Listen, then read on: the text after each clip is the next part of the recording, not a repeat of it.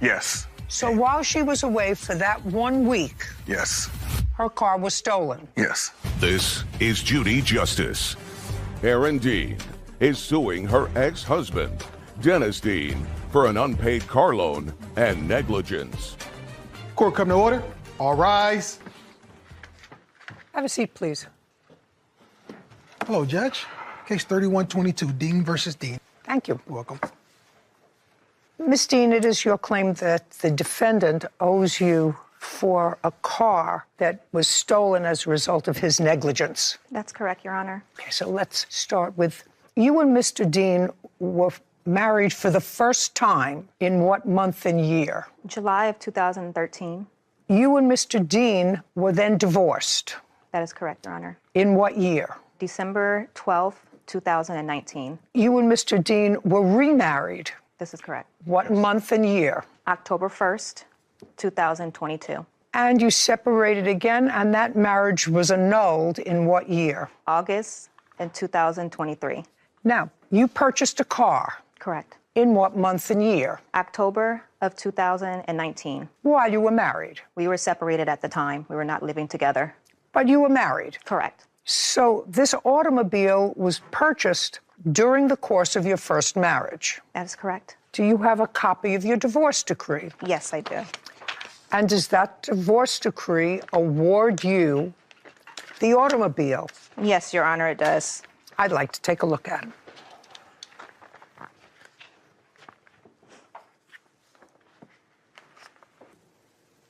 So you were awarded in the divorce the Jeep Cherokee. Correct, that is correct. And then you remarried October of 2022. That's correct, Your Honor. The Jeep Cherokee, which is the subject of this case, was stolen on what date? From what Dennis told me, he realized the car was stolen on December 19th, 2022. While you were still married. Correct. Now, you were remarried in October of 2022. Yes. And where did you live? In Pasadena. What address? 780. And you both lived there together? Yes. Had you lived there before, during your first marriage? No. Had you lived there while you were separated? Yes. When you remarried and you were living at 780, was the plaintiff living with you? Yes. So she moved into your residence? Yes. So far, is that correct, Ms. Dean? That's correct, Your Honor. And you had no other residence? No. So you moved into 780? That's correct. Mr. Dean, until what date did Miss Dean live at 780, month and year? January of 2023. That is false, Your Honor. Just, Okay. I'm not asking you anything. Okay. January of 2023. And what happened in January of 2023, sir? She moved back east. East to where? North Carolina, while we were still married. Okay.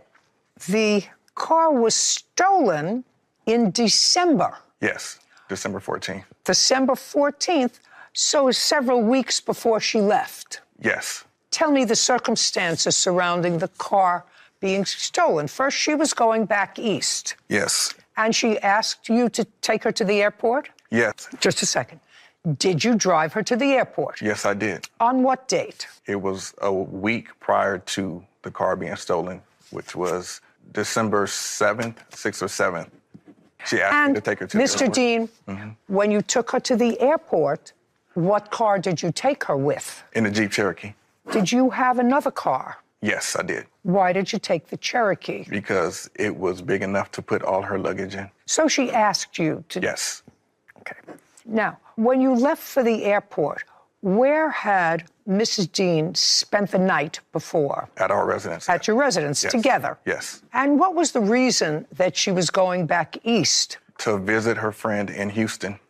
Before she went to visit her friend, and you were living together as a married couple. Yes. Had she given you, or did you have any indication that she was leaving you? Yes. Tell me about that.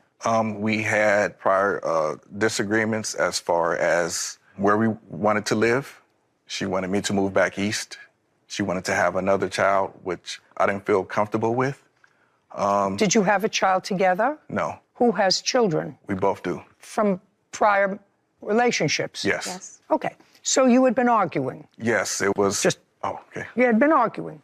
The night before she left, you were still sharing the same residence? Yes. So you took her to the airport in her Jeep? Yes. At her request, because it fit all the luggage. And then after you took her to the airport, what did you do with the Jeep? I parked the Jeep in a gated parking in my residence. How long was she away?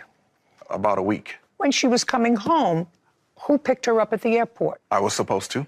And did you pick her up at the airport? No, I did not, because she says that she wasn't coming back because I had told her about her car being stolen. And then I told her that once I found out that it was stolen, I got a police report done. So while she was away for that 1 week, yes, her car was stolen? Yes. And it was stolen from where? Under the gated parking of my residence. It was in the gated parking? Yes. Okay, do you have a police report? Yes, I do. I'd like to see it.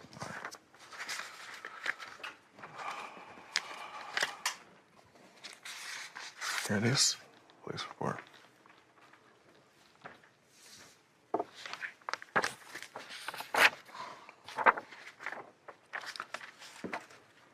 Okay, so the car was stolen. That's correct, Your Honor. Now I got the dates and I got everything. And the car was stolen and? The car was stolen due to his negligence. No, you say negligence. The car was stolen out of a gated area. First of all, even if it was stolen as a result of his negligence, you don't get your money. Dean claims her ex-husband, Dennis Dean, is responsible for car payments after the vehicle was stolen due to his negligence. Let me ask you this question. I'm going to maybe phrase it differently. My husband is trying to be helpful, and there's a leak in the faucet in our kitchen that has just been redone. Mm-hmm. And I said, well, I have to call somebody to fix this little leak. It's dripping, and I don't want it to get any worse. And my husband said, you don't have to call anybody. I have my toolkit right here. I'm going to fix it. He's a lawyer. He doesn't know about plumbing. But he goes under the sink and he jiggles and jaggles and turns things, and there's a flood. And it not only floods out the kitchen, but it floods the apartment below. And I say, get out. I don't want to know you anymore. You're always doing things like this. You think my husband's responsible if the house is in my name? Get out of here. Can I explain my situation and what happened, Your Honor, please? You can. So now you have about 2 minutes to tell me your theory of the case. When he did take me to the place, I did tell Not him, the place, to the airport. To the airport. I did tell him not to move my vehicle, not to drive my vehicle. He moved my vehicle because he has an unregistered vehicle that is in the previous divorce decree. And he uses that vehicle, he switches out his Infinity plates to drive that vehicle to and from work. I told him not to move my vehicle because I know he likes to move that car, so he told the police officers who rides back and forth the street doesn't see it. That's not true. And when he moved my vehicle, he left the keys inside my car. My car cannot start without a push start. So he took out the garage opener, and the reason why is because they were doing maintenance work at his apartment complex at the time where the gate was left open overnight. That's how my car got stolen, because the lady who did take my car, she had access to easily get inside of it, and the keys were inside my vehicle to where she was able to steal it. Think about my husband, who I'm fighting with all the time, fixing the sink and causing a flood in an apartment or a house that is mine. I can't sue him. But it sounds to me, from what you tell me, that you knew he had been playing around with license plates while you were still together. That's what you just told me. That's what he does. No, that's not true. Listen to me, sir. It may not be true, but that's what you just told me. It's in text messages, so that's true. That's what you just told me. That's correct, Your Honor. Okay. You have no case against him. It's unfortunate that your car was stolen and it was found, I understand. Yes, but it was found totaled. Total, yeah. Well, that's not his fault. Case is dismissed. We're done. This court is adjourned.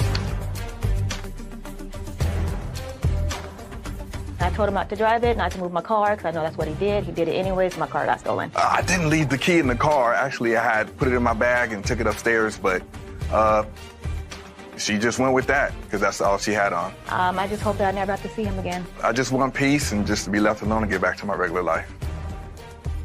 Can you imagine how the courts would be flooded with lawsuits if married people could sue each other for negligence? Be more backed up than it is right now? Oh, it would put a complete stop to the justice system. Yeah. Anyway, I don't even think that in this case he was negligent. I mean, there was debate as to whether or not he left the keys in the car. That could be viewed as a little bit negligent. But they were a married couple who cohabited together until a couple of days before the car was stolen. And the place where he lived, evidently, which was under construction, somebody left the gate open. Well, that's the person who she ought to sue for leaving the gate open, which allowed her car to be stolen. Sure. Not her husband. Agreed. Ridiculous. I was coming from being chased. There was no speeding car following you. They should have been right behind you. I turned, and I guess maybe they kept going straight. I guess not. Yeah. This is Judy Justice. Andre Skates is suing motorist Melissa LaChapelle for vehicle and property damage. Court come to order. All rise. Have a seat, please. Judge, case 3132, Skates versus LaChapelle. Thank you. You're welcome. Miss LaChapelle, I'm going to start with you because this case is relatively simple. You hit his parked car and moved it from the street where it was by virtue of the force of the hit onto somebody else's lawn. Yes, ma'am. And the date that you did that was May 1st of last year. What time of the day? I believe it was in the afternoon. What do you mean you believe it was in the afternoon? How many times have you hit a parked car? My first. Well, then I would know accident. what time it was. Approximately what time was it on May 1st? Around 2, 3 o'clock. In the afternoon. Yes. Where were you coming from? I was coming from being chased. Where were you coming from? Prior to the accident, I was just sitting in a parked car. So I was driving, and I had a conference call come in, so I just pulled over so I don't You drive pulled over far. randomly. And parked where? On Florence and Western. How far is that from where you hit his parked car? Maybe about a couple of miles. Did it take you 5 minutes to get there? 10 minutes to get there? How long were you traveling? 15 minutes. So you were driving for 15 minutes from the time your car was parked until you got to where you hit his car. Yes, ma'am. And what kind of car were you driving? A Dodge Journey. Was it your car? Yes, ma'am. Was it totaled as a result of this accident? Yes, ma'am. Okay, now you're going to tell me the story that you're going to tell me about the circumstances surrounding your hitting his parked car. Well, on September 16th of 2022, I had a hair appointment. I showed up at my hairdresser, and there was no show, no call. So moving forward, I set an appointment with another young lady in the salon, and I got my hair done. And so when I reached to make the payment to pay her, I came across being scammed. So I explained to Came her, across being... scam, like someone hacked my bank account for the funds. Okay, and you have proof of that from your bank? No, I do not have So, that. so the My answer bank is, account. just a second. So the answer is, you do not have any proof as to the beginning of this story? No, Okay. I have no proof of the bank account being hacked. Well, but you showed the hairdresser, according to you, that your bank account had been hacked, that's why you couldn't pay her. Correct. Well, I'm just asking you for proof of that. No, I don't have it on me. So you don't have it? No. Well, that's easy enough to get. Your bank account was hacked. We're not talking about 30 years ago. We're talking about a year and a half ago. So you would have had that if the story you're giving me is true. What's the name of the hairdresser? Have you ever used her since? No, never. No. What was the name of the hairdresser that you had an appointment with that you didn't see that day?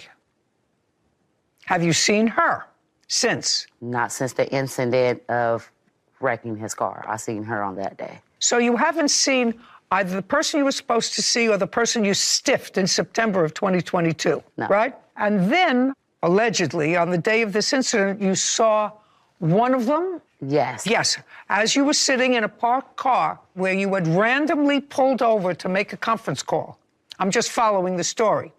And then what you said in your answer was these people started to chase you. They started to vandalize and attack me in my car first. So you took off. Yes. Now, you had been on a conference call. Did you stop the conference call? I Just just a dropped second. the phone. The answer is you stopped the conference call. Yes. But you still had your phone. Yes. And somebody was chasing you, according to you, for 15 minutes in your car where you were with your phone. Just want to know that. Yes, ma'am. Someone was chasing you. Yes, ma'am. It's a lot of baloney. Okay, so you hit his parked car. And this was a 1981 Oldsmobile Cutlass, is that right? Yes. That you had been working on, restoring. Now, when had you purchased it? I purchased it in, when did I purchase that? It was Just a second, the questions get harder. When had you purchased it? A month before, a week before, a year before? 2.5 years ago. When you purchased the car, who did you purchase it from? I don't have his last name, but I have it in my phone. But his name was Jose, and he was from San Diego, and that's where I purchased it from. And how much did you pay him for the car? I paid him $10,000 for it. And you also have proof of that? Yes. I'd like to see it. Well, I don't have proof of it. I don't think I brought the bill of sale with me, though. That sucks. I know you needed that. Do I got the bill of sale? No, I don't have the bill of sale. Hold on. Let me see. It's in my phone from that date. Where did it go then? Yes or no, sir? That's a very easy thing. Don't waste my time here if you don't have a bill of sale in your phone. I don't have it in my phone. Okay, very good. And you don't have it there. Okay.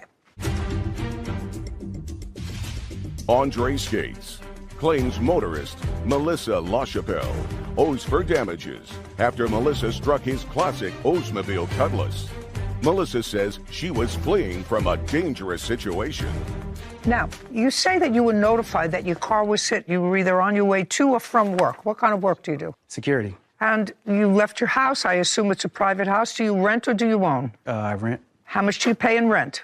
$1,000. To whom? To the landlord. How do you pay him? I pay him through Cash App. And you were driving to work, is that right? Yes.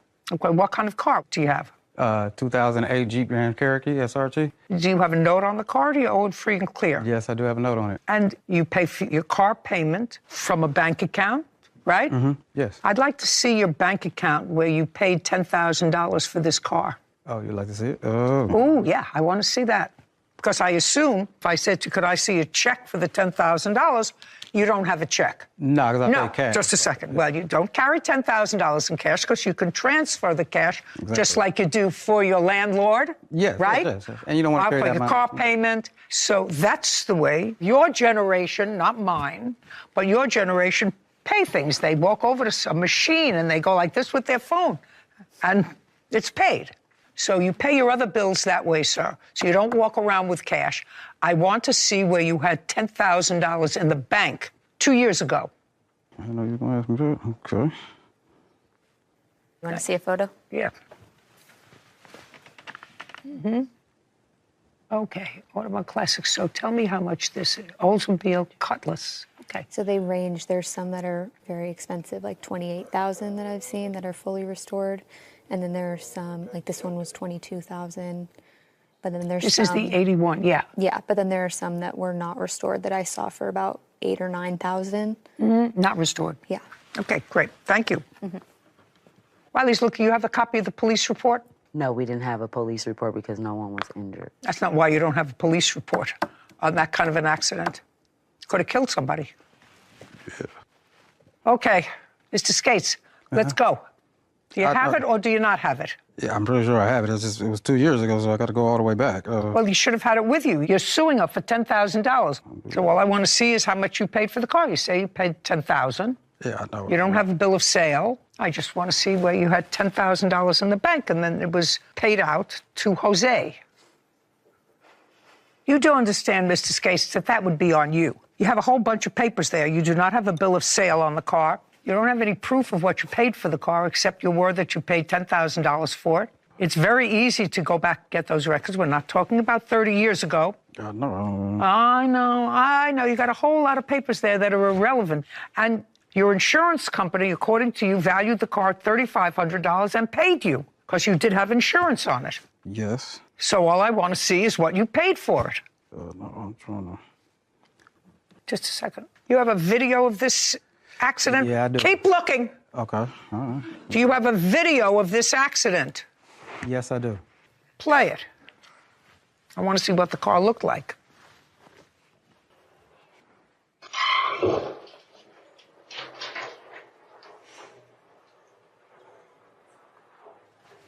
Play it one more time.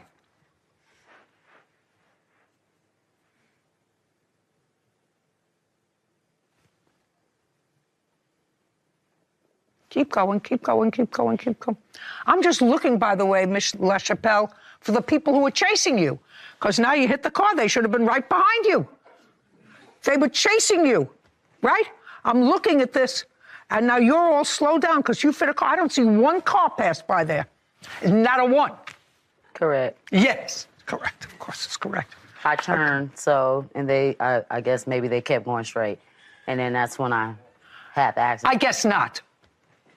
Okay. Mr. Skates, I want to tell you, your exercise in exploring your phone to find proof that you paid $10,000 for this car is going nowhere. Got it? Yes. Now, you insured the car, correct? This old car, because it was going to have value once you restored it. Yes. Now, restored, the average price is about $10,000. That's what Sarah tells me, correct? It ranges, but I could find a couple if you want. No, it ranges 9, 10, 11. It can go anywhere around that amount, but that's fully restored, right? Well, restored means like when that's mint condition. Like, 'cause when it's in mint condition, that's how much it would go for, like 9 or 10,000. But the features that were on the car were extra couple little features that people like on those cars, which is the stick in the floor and the T-top features that are on there. That I have no idea, sir. Show me what the car looked like before she hit it. There you go, right here. This is the one with the rims. Here goes one. Where's the other one at?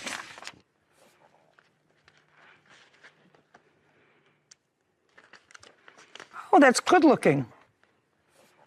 Now, when you bought the car, sir, was it running? Were you able to drive it back from Jose's? No, I had to get it towed. So when you bought it, it was not running? No. So you didn't pay $10,000 for it? Yes, I did. Yeah, I don't believe that, sir. There's one car available for sale that's a 1981 Oldsmobile Cutlass that's drivable, that's $5,100, not fully restored. That's today. That's why I was saying the features that it has on it. I don't care about the features. You bought a non-running car that had to be restored to running so that you could resell it. You hope for a profit, but there's no way you spent $10,000 on the car, because then if you were putting in all new parts and restoring it, you would never be able to recoup your money. Yes, you can. No. Can I explain? Because I put a lot of money into it, and the resale value once. Just a second. Okay. So far, I don't believe that you paid $10,000 for it, not running. Now you're going to show me what you put into the car. Okay. You see, if you told me the truth, sir, and if the insurance company only paid you $3,500, I would have paid you what the value of a non-running car would be, plus everything that you put into it, less the $3,500 that the insurance company paid you for it. So if you have everything that you put into it, the only thing you don't have is what you paid for it. Am I correct? Yes, you're correct on that part. Okay, so now let me see what you put into it. Oh.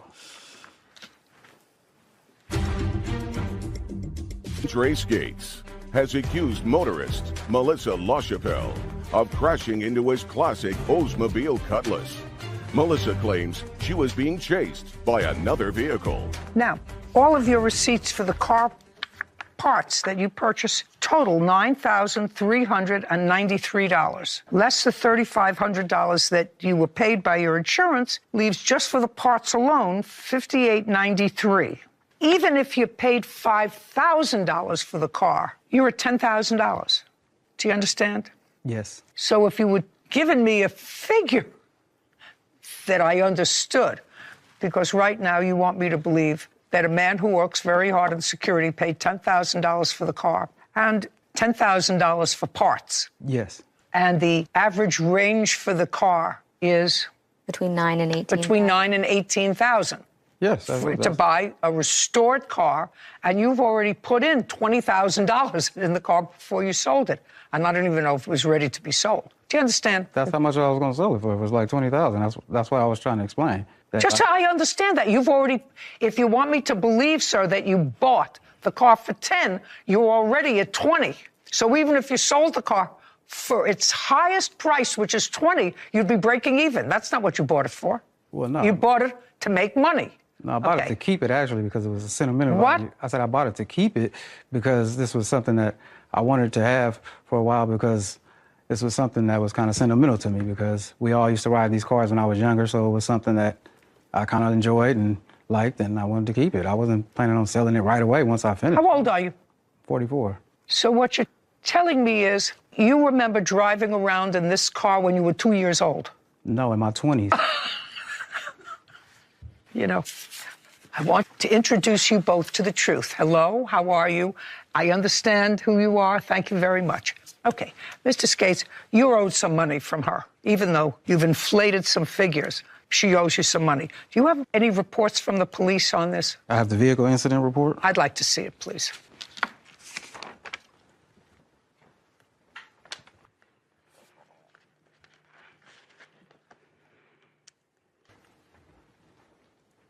Can I see just the proof from your insurance company, please, of what they paid you out on the car? And her insurance paid you, is that right? No. Was your insurance? Oh, you said my insurance? Yeah, my insurance paid me, not her. Why didn't you? Hey. Her insurance paid me. Yes. Put your phone down.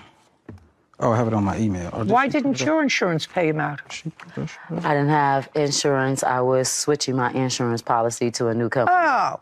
And I got So into just an a second. accident.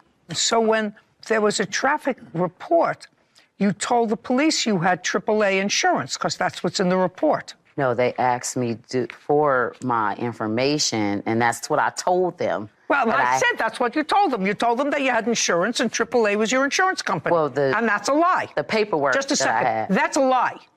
You told them that you had insurance and you didn't have insurance, and there was no speeding car following you. I did not tell them I had insurance. I told them the truth, that the same thing I told you. No, you didn't, because then they would have given you a summons for driving your car without insurance if you created the kind of an accident. Did they give you a summons?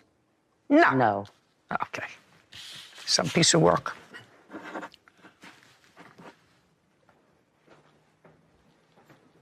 So your policy limit was $3,500. Is that Yes. Is that correct? Mm-hmm. Okay. Where is the car now? The car? It's not an answer. Where is the car now? In front of my yard.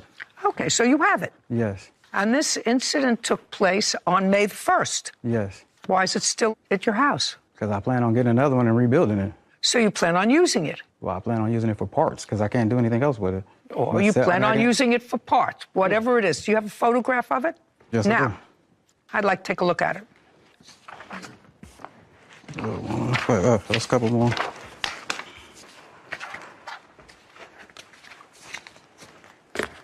Oh, gee whiz. Yeah. Yeah, there's no way you can use this car. Why don't you just scrap it? Well, because I was planning on, if I took her to court and wanted some money, I was going to try to buy another one, rebuild it, use some of the parts off of that one, and try to get my car back, you know? I mean, it's a big loss for me. I mean, what am I going to do? I mean, that's all, only way I can see I can get back, you know? Okay. Valuing the car at $10,000, which is $9,000 what you put into the car. I have no idea what you paid for it. You got $3,500. I'm awarding you a judgment, sir, of $6,500 against the defendant. Judgment for the plaintiff in the amount of $6,500. We're finished here. I would have taken your license away. This court is adjourned.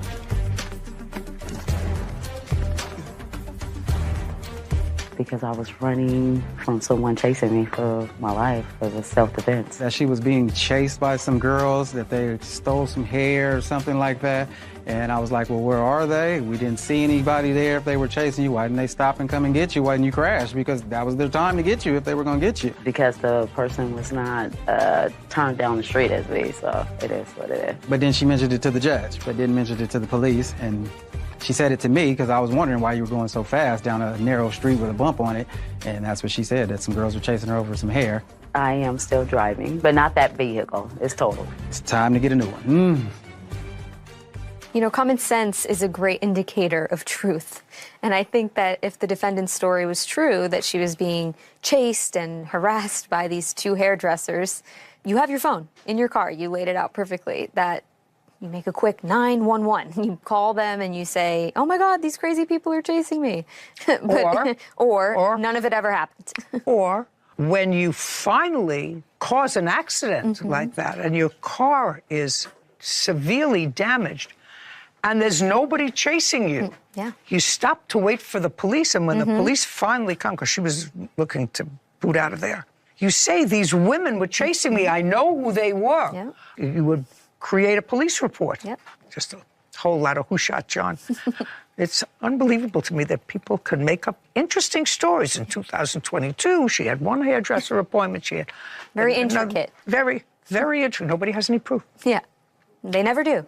Sometimes they do, but not in fishtails like this.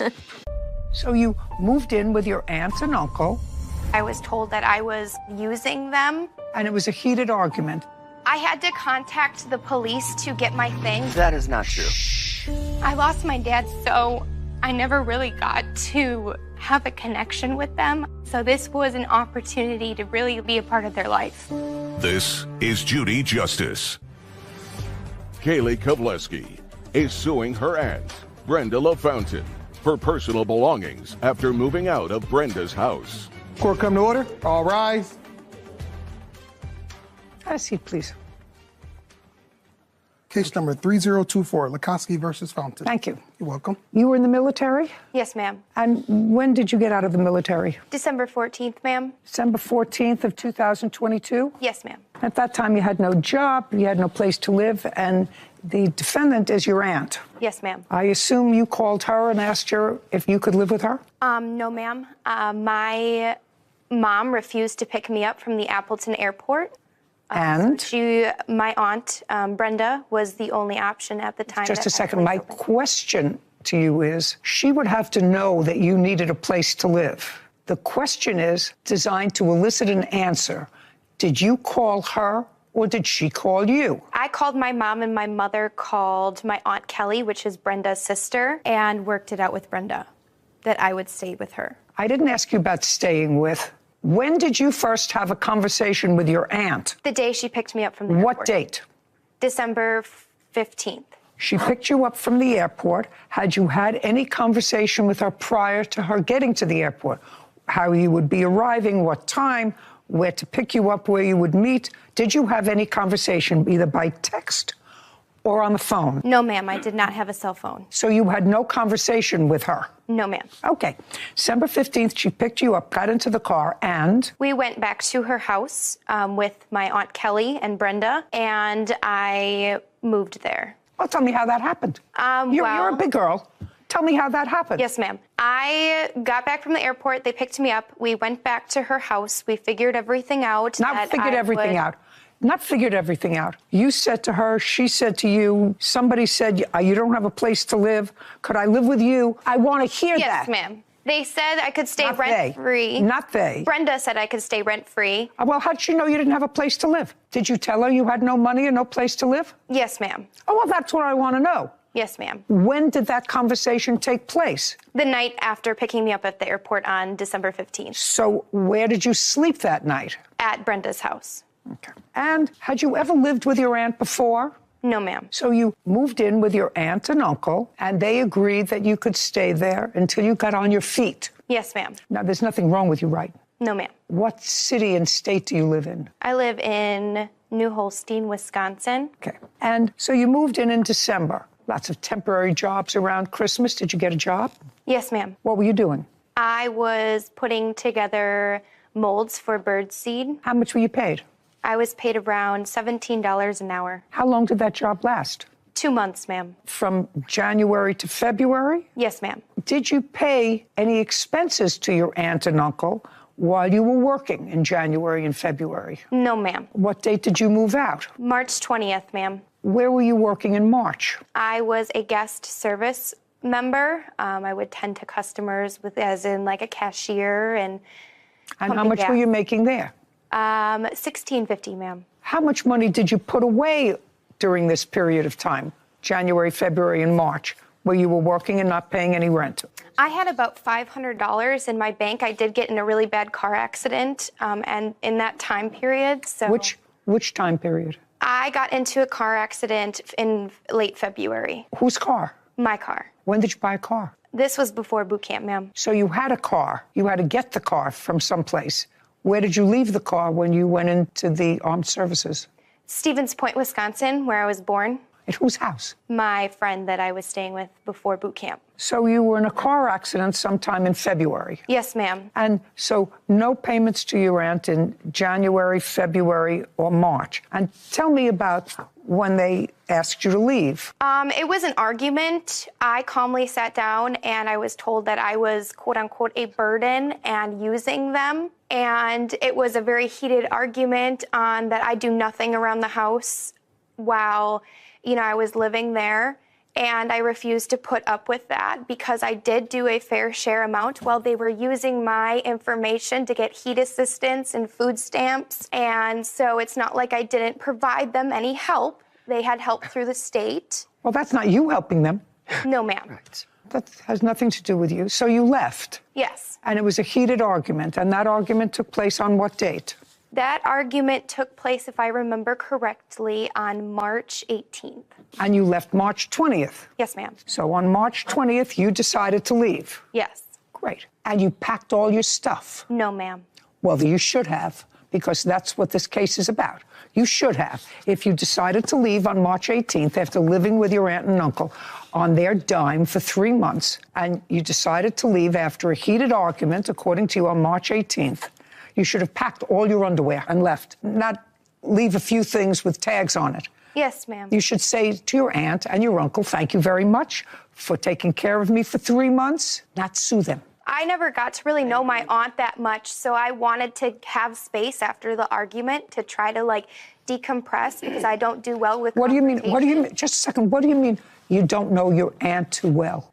I lost my dad, so I never really got to have a connection with them. I lived in Stevens Point with my mom, and so this was an opportunity to really live with my aunt and be a part of their life. Okay, I'm not going to get into your history because I see that you're getting too emotional. That's not going to happen. What I'm suggesting to you is, especially if it's someone that you don't have a connection with, who did you a kindness and it unfortunately didn't work out. Your response to that is not suing them for some alleged underwear that you left behind when you had time to pack all your stuff. Did you still have a car or was it totaled in the February accident? I did not have a car anymore. Okay, so who picked you up from your aunt and uncle's house? My best friend, Emily, did. Okay. It was March 18th. I slept over for 2 days and made the final decision to move out on the 20th. I have the text messages here. So you slept at your friend's house March 18th and March 19th. Yes, ma'am. And you brought clothes with you. Yes, ma'am, a week's worth. And March 20th, you decided to move out completely. Yes, ma'am.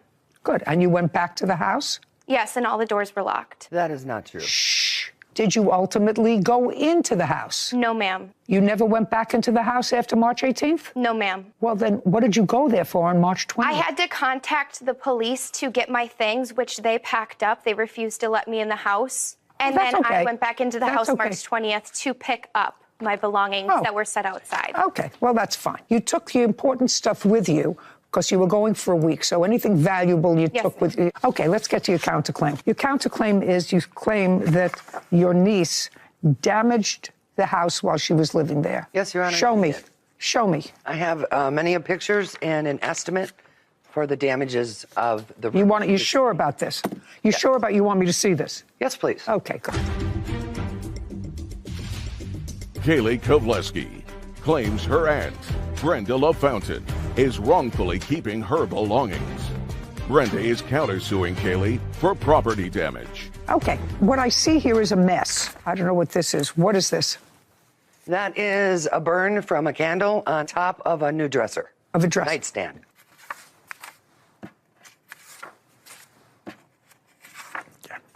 I assume this is you showing me that she left a bowl of food on here. Yes, ma'am. Right? Okay. Not nice, but I'm getting to know it. I'm getting to understand it. And this? Similar. I mean, was that the same day? Was that March 18th? Was it March 20th? Or did you go? March 20th, I'm sorry. Oh, okay. I finally moved into where I'm staying. Everything is unpacked, and I realized that I'm missing over 40 Victoria's Secret pennies. What is that? Underwear, Your Honor. Pennies? Panties. And that I don't have 90% of my regular underwear, so I will be over tomorrow to grab those. Yes. That was on April 9th. I have the text messages before that. I don't care about the text messages before that. You moved out on March 20th, and you're sending her something on April 9th that you finally unpacked and you realize you're missing underwear. Yes, because they packed up my stuff on March 20th, Your Honor. Yeah, and this was April 9th. I realized that I was missing my stuff. On when? On April 9th. When I finally had the opportunity to go through my things fully. Okay, well, I'm sorry about that. Okay, the only thing I want to show you, aside from the mess and the food mess, the only picture that I want to show you is this, and I want you to tell me how this happened. Your Honor, did you get to the closet? Yeah, I don't care about the closets. I want you to tell me how that happened. So this is a rabbit hide, Your Honor. It's a real rabbit hide. Not the rabbit hide. I'm not talking about the rabbit hide. I'm talking about what happened under the rabbit hide. Applied to it, so the bottom of the hide, that's what it is. How did that happen? You have a wax melter for scent that they gave to me. So you burned something on that. It got too hot, and the bottom of whatever that skin is. Yes, ma'am. Okay, so that was you. Yes, ma'am. How much is it going to cost to refinish the top of that? Do you have an estimate for that? No, ma'am, I do not. Okay, that's too bad. Your claim is dismissed. You should say thank you to your aunt and uncle, and you left the house pretty messy when you left there. Yes, ma'am. Okay, we're done. This court is adjourned. It is what it is. She did notice that Kaylee's room was a disastrous mess. I was given a place to stay by my aunt, and that was nice of her, but she's just not a good person. She was an entitled brat, and we were not going to play into that. I'm just ready to move forward. I wish her the best in her endeavors. I knew there had to be more to the story there when the plaintiff said, first, right off the bat, that her mother refused to pick her up from boot camp. That sounds unusual to someone who hears it, so I knew there had to be more there, but I felt bad for this aunt and uncle. It seemed like they were, again, no good deed goes unpunished. They took her in, and they had a kerfuffle, as you would say. You know, they didn't get along. She was a little messy. Not a little messy. She didn't learn that at boot camp, but no. They didn't mesh well, and maybe it wasn't the relationship the plaintiff was hoping that she would find or uncover, you know, in her new family. Sounds to me as if she took advantage of them. The condition of that room. I didn't see all the photos that you saw. I saw portions of them, but the condition of that room was deplorable, really deplorable. And food in there, and old food, dried up food, you know, and this is their home. I'd have to be very comfortable with my closest aunt and uncle to even eat in the bedroom. So I agree with that point. I don't even allow Poppy to eat in the bedroom. Well, that's fair. Yeah, it's unfortunate that they did something that they thought was good, and it turned out to be really bad. Yeah. And shouldn't discourage people from wanting to help them. But gratitude is a good word. Yeah. Suing is not. They're complaining that they got some T-shirts, but you didn't send them half of the ones that they ordered. There were a lot of changing designs that took up our time, that took up our money, that we didn't charge him for. That is not our fault. We don't make the design. I don't know if that makes sense. That sounds like a yada, yada, yada. This is Judy Justice. Bailiff Cassandra Britt is standing in for Bailiff Kevin Roscoe, and Law Clerk Alexi Mincer is sitting in for Law Clerk Sarah Rose. Isaiah Kamchan and Brandon Uloa are suing their former supplier, Manuel Garcia, for the cost of a T-shirt order. Order in the court. All rise. Have a seat, please. Case number 3072, Kamchan Ulola versus Garcia. Thank you. Who is Mr. Kamchan? You were starting up a business, T-shirt business. Correct. The defendant was also in business. He makes shirts. I assume you were having them made to sell them either online or at events. Correct. You don't have a store, is that right? Online store. Online. What's the name of your company? Risen Athletics. Reason? Risen. Risen. Spell Risen. RIZIN space athletics. And where are they incorporated? Ceres, California. In the state of California? In the state of California. And it's a corporation. You have a license. You've incorporated it. Correct. Here. There's a website, about 9 items of clothing. May I see it, please? Sure.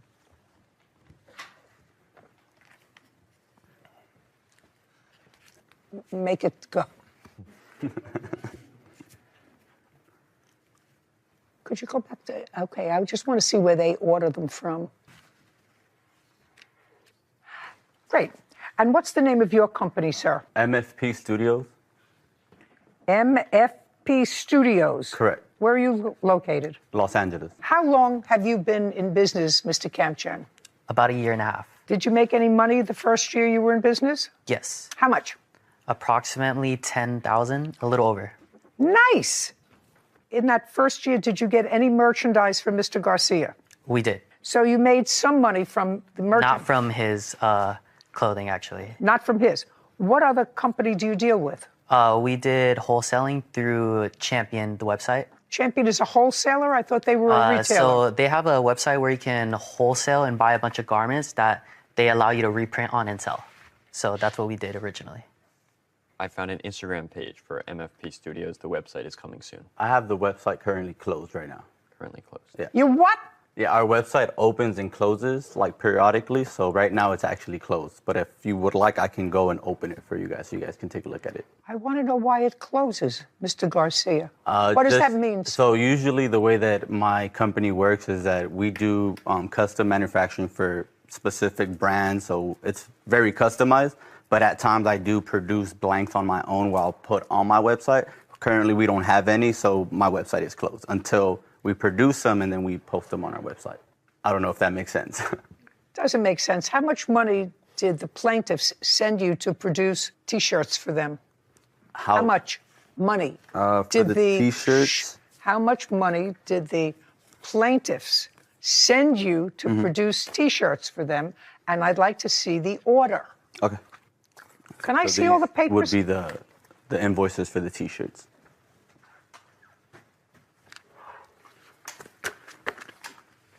Thank you. Did they pay all of these invoices? Yes. Lex, would you add up these invoices for me, please? How many T-shirts were they supposed to have? Total should have been approximately 320.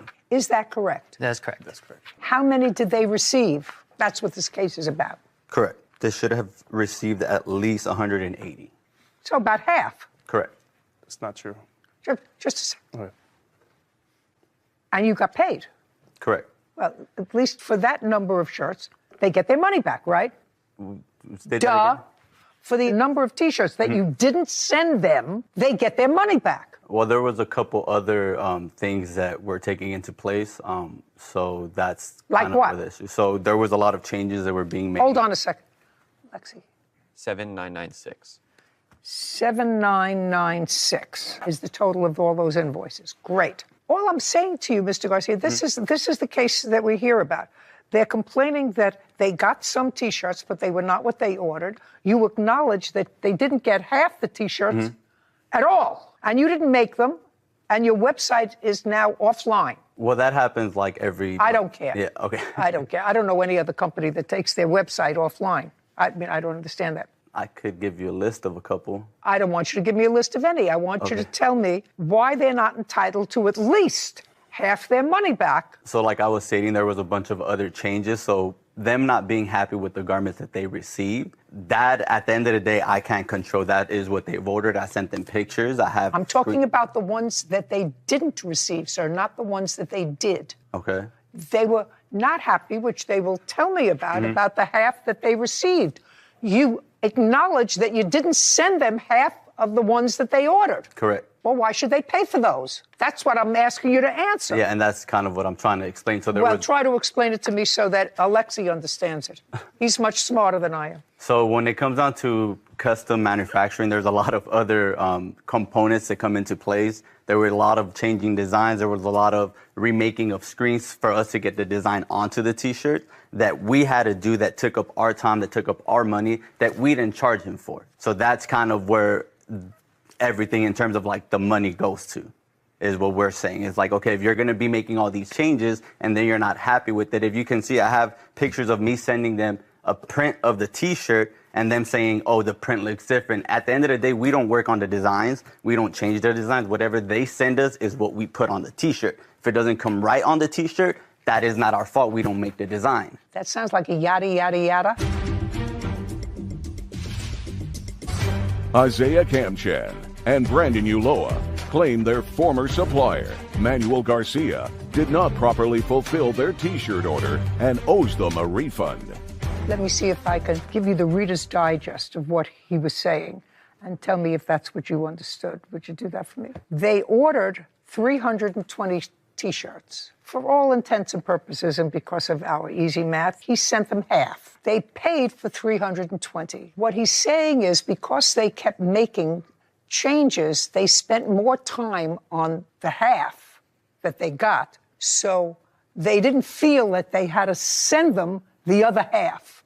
Is that what you're getting? Yes. That's a duh. Do you understand? That's a duh. You know, I'm trying to think of an analogous situation for you. I'm a dentist's starter, and I know that sometimes in my father's business, somebody would come in and he'd look at a tooth and he'd say, you know what? It's a simple filling, you know, and I'm going to charge so much. And then he started to work. Patient said, okay, you know, that's a reasonable figure, and he started to work. And all of a sudden he found, well, there was a little something else in there that he really had to do in order to do what he said he could do for $20. Mm-hmm. And so it took him more time. You think he charged the patient for that? No, he didn't. So you at least owe them half of what they sent you. They sent you $8,000. Let's make it nice and easy because I'm an easy girl. And you didn't send them half the T-shirts. Mm-hmm. Now we're going to talk about the T-shirts that you did send them. Because are we finished with the ones that you didn't? Yep. Yep. Now we're going to go to the ones that they did send. And you have to show me why they were unsatisfactory. Pick it up. Perfect. So this is the sample that we received from him. So like the way samples work is he'll send us the clothing, we'll A-OK it. So we A-OK this. This is a large, by the way. Everything's perfect, everything's great. Okay, good. So let me show you the XL and the small. So this right here I'm holding is an XL. The difference. And you want to see another thing? Smaller. This is what I'm holding is a small. We ordered 4 small sizes, small, medium, large, and XL. Hold on, can I see the smalls? Yeah. Can I see? Oh, still sorry. Here you go. No.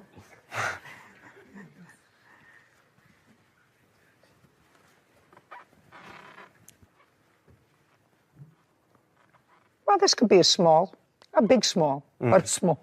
Can I see the extra small, please? Extra large. Extra large? Yeah. Yeah. Same as X size. They're the same size. The small and the extra large, if you hold them up together, they're exactly the same size. Lexi, hold these up together, would you please? Let me see. He said they're the same size. I don't think so. Could I? One certainly looked bigger to me, but not a small and an extra large.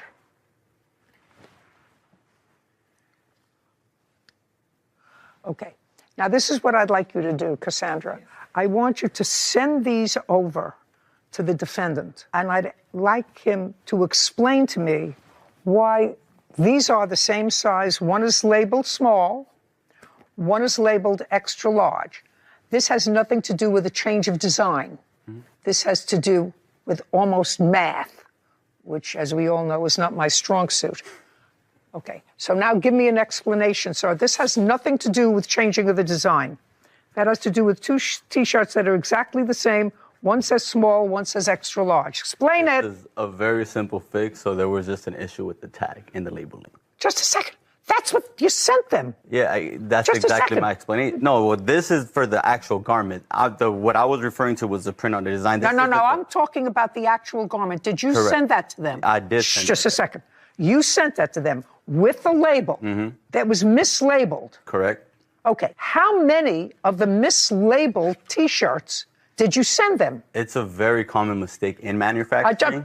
I'm not sure. They didn't give me a number of how many were mixed up. How many? Exactly 73. You see, what the problem, Mr. Garcia, is they can't sell those online because if somebody calls and orders a small and they send them a small, it's an extra large. Or if somebody calls and orders an extra large and they get it and it's got a small. And that could be easily fixed by just changing Who the tag. cares? Yeah. You know, my face can be easily fixed. Both. Not so easily anymore. These are all just fixed. Yeah. I mean, they can all be fixed. Yeah. When it happens, it doesn't always have to be sent out. Yada, yada, yada, yada, yada. Okay, so half you didn't send them, and 73 you sent them wrong. Of the other half, 73 you sent Labeled them wrong. Correct. You sent them wrong that they can't resell as you sent them online. I mean, they could send them to a pop-up store and sell them for nothing. Or and donate say, them. you know, you try it on and see whether it fits you. But you can't sell them online. Otherwise, their business would be destroyed. Okay, what about the rest? Now we're finished with the sizes. He has claimed to sent us over 180 shirts. That's incorrect. He sent us 123 exactly. You have any proof that you sent them 180 shirts? I had them in text messages, but I don't have that phone. But I mean, I'm sure I that mean, everybody that has no case has no phone. I mean, I have Mr. Garcia, everybody that proof has that I no sent them proof, pictures, yes, I have everyone photos. then show it to me that you sent them 180 shirts. Well, I don't have all 180 in the picture. I mean, I don't know if you'll be able to count them, but You want me to count them? You're in necessarily. business. Mr. Garcia. you want to show it? No, you're in business, sir. That's not the way you run a business. 120 they sent, and of the 120, how many were you able to sell? Out of the 120. Just a second. And out of the 120, does that include the 73 that were wrong size? Yeah. Oh, that includes. So the we're 70 left with only 50 that weren't labeled incorrectly. How many shirts did he send you that you were able to sell 0. We sold none of his shirts. because they were mislabeled or you didn't Mislabeled get or them? misprinted and didn't get them. Great. Do you have any text messages between the two of you? So many. Anything in specific? I'd like you to show me one where you say to him, we cannot sell these shirts, they're the wrong size. We'll show you the demand letter. So we sent him a demand letter, hoping that he'd still try to solve it outside of court, but he never replied to it and just never sent us So anything. here it'd be us telling him that the items received were not as promised, and the other side would be the lawsuit issue. Okay.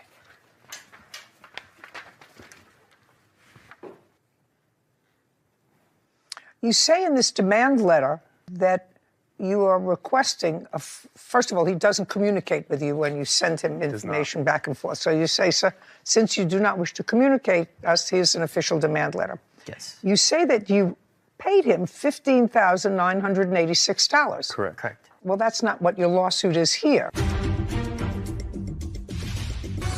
Isaiah Kamchan and Brandon Ulloa have accused their former supplier, Manuel Garcia, of owing them a refund after sending the wrong T-shirts. Okay, did he send you any T-shirts? No T-shirts. So how much did you pay him? All in all, minus the setup fees that we're also suing for, it is exactly... No. Oh, sorry. I want to know where the $15,986 comes from. So in this order, we did order 320 pairs of shirts, but we also ordered 240 pairs of shorts that we're not suing for. Why? He fulfilled that. He fulfilled the short section. He filled the short Yeah, section. fulfilled the shorts. Is that what's on your website for sale? Yes. Yes. The shorts. The Correct. shorts. The shorts. So it's just the shirts. T-shirts. Yeah. Shirts. So you did fulfill the order for the shorts. Correct. Do you have a pair of those shorts for me to see? I would just like to take a look at them. No. We did not because we weren't aware. We weren't suing for those. No, I understand that. Did he get the shorts with the same screening as on those, or are they different? Different screen. Different design. So different setup fees, different screens. We paid for that. We're not suing for that portion. We have Just invoices for them though. Can I see? Yeah. Shorts. Because there were shorts on their website, right? It might be in there. Are they blue? It's right there. Yeah, Blue, they're red, and blue, black. red, and black. Blue, red, and black. And they just have a little design on Yeah, it. correct. These are Okay. all invoices, but if you want to show a specific And they were shorts, okay. They're gonna be Yeah, they're here. okay. Okay. Well, they're on your website, so you're selling them. Yeah, so that's gonna be shorts for prints, and we also The T-shirts are not on their website, correct? There are some. Can I see? There are two. One T-shirt. Yeah, Yeah. that's not it. One T-shirt down. And that's not it. Okay. So those are not on the website. And, Got it. And one other, but that's also That's not it. That's certainly not those T-shirts, not the same screen. something missing in there is the invoice for the shorts material. We are suing for the screens in that. That's the only reason that invoice is here. because he charged us for owning screens and films that he told us we had to pay for that we owned and we never received as well. Screens and Yeah, so when... explain that to me. So when making clothing, you pay for garments and then you have to pay for screens and film. So screens is like these big metal square frames and then you put a film. Did you pay for those? Yes. We did, which...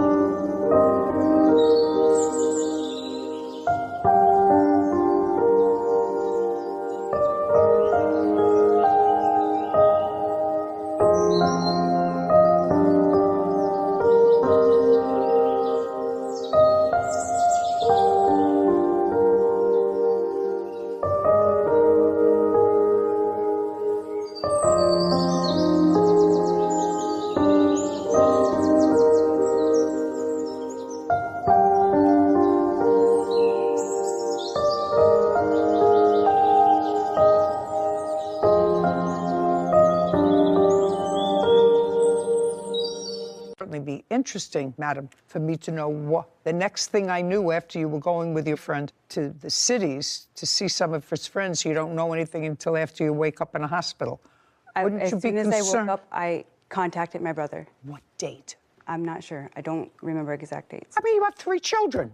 What do you mean you don't know what date? I don't know the exact dates, but I did contact him as soon as I was able to, because I did not have my own phone. Don't you see how irresponsible this whole story is? Yes. For a person who has 3 children? Yes. How totally irresponsible it is. And what is sad about it is you appear to be an intelligent person who just seems to go from one place to another based upon, well, I used to know him in Texas. I used to know him in Colorado. I used to know him here. I'll leave my 2 boys with Camilla. And we don't have no children, so we're taking care of her children while she's out running around doing what I didn't ask you anything. Okay. I can actually visualize the picture, And sadly, so can you. What date did she finally contact you after she disappeared again? So after a Thursday after Easter Sunday. The Thursday after Easter Sunday. So that's the 21st of April is the Thursday after Easter this year. It was actually Monday, the 25th. We got records. That's when I came home. I don't care. I just want to know when you showed up again. I contacted my brother and I let him know what had happened. And then he was asking about our father, like I was supposed to go pick up our father. I don't care. Let's get to the lawsuit. Now that I understand the characters that I'm dealing with, it is your claim that your brother and or his girlfriend took some of your property, didn't give you all your property that you should have had, because they finally said, we've had enough of you and your shenanigans. Goodbye. I did Good not idea. start leaving the house until that April. I was in the house the whole time with my boys. I've asked them maybe to watch them overnight a couple times, but that's it. I don't care. They had enough of you. You didn't pay rent. They could say to you, goodbye. We tried to do our best. You took advantage of us. Goodbye.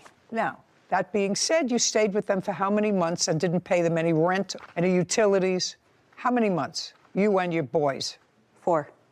4 months. Because I started paying my brother in February. Paying him what? Money. I gave him money. No, I don't want to know who gave him money. Rent. I know that at your age, maybe you think you're too young. Maybe you're too young. Amount. They either rent their house, they have a mortgage on their house, they have things that they have to pay. We did not agree upon a set amount for every month. We did not. Well, agree don't upon you it. think you should agree on a certain amount every month? You But we just did came not. into $11,000. And it was actually way more than 4 months. You just came into $11,000. You've been living off somebody else's largesse.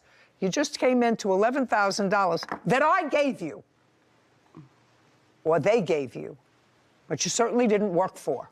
So you say to at least the person who you're staying with, listen, I'm going to give you a couple of $100s a month just to cover my share of the expenses because you're 2 people and we're 3. I gave him $400 when I got my taxes. As soon as I got it, I gave him money. Did you pay Carmela for watching the did. children? Yes, I did. $400? Yes. Okay. Did she pay you? Yes. She says in her complaint that you sold a computer of hers. She says you felt that she owed you more money because you actually watched the children for a longer period of time than the week that she paid you for when she doesn't remember where she was. Did you sell her computer? I actually gave it away. No, I don't believe that. I did. And it's not Well, why her would you computer. give it away? That's just spiteful. Because it was family and... What do you mean it was family? It was family. I am not your family. I don't want you to speak. You have no right to give her things away. It wasn't hers, and I have proof right here. Whose was it? Who knows? I guess her friends. But that doesn't matter. It was in her possession. It was in our possession, It actually. was. She left it with us. When she left. I left it at the house. No. That you may think is in your possession. She asked me to sell it for her. What? She even asked me to sell it for her. But it was not Just in your a second. possession. It was in my room. Madam, Yes. if she asked you to sell it for her, then you don't give it away. Well, if she says, sell my computer for me, then you sell it. Then you don't say, I can't sell it, so I'm just going to give it away. I gave it to one of the kids in the family that I thought could use it way more than her trying to use it to bail out her friend from jail. That's not... And she owed me a whole bunch more Who died money. and left you boss? Well, me in the house, because it was our house. Can I ask you a question? Yes. You met her in a shelter. Yes. How long have you lived in that house that you're currently living in? August of 2018, to be exact. Before that, the lease was in my name. What part of I don't want to hear you? So you moved into his house? Yes. Right, so it's not your house. Well. It's his house. And since you're not his wife, you're his girlfriend, for now, you have no right to sell or give away any of her property, whether you think somebody deserves it more than she deserves it. Hey, that doesn't require an answer. I'm telling you what the rule is. Oh. Caption coming up. You wanted them to sell your TV, jacket, and all of this is so that you can get him out of jail. Yes. Oh.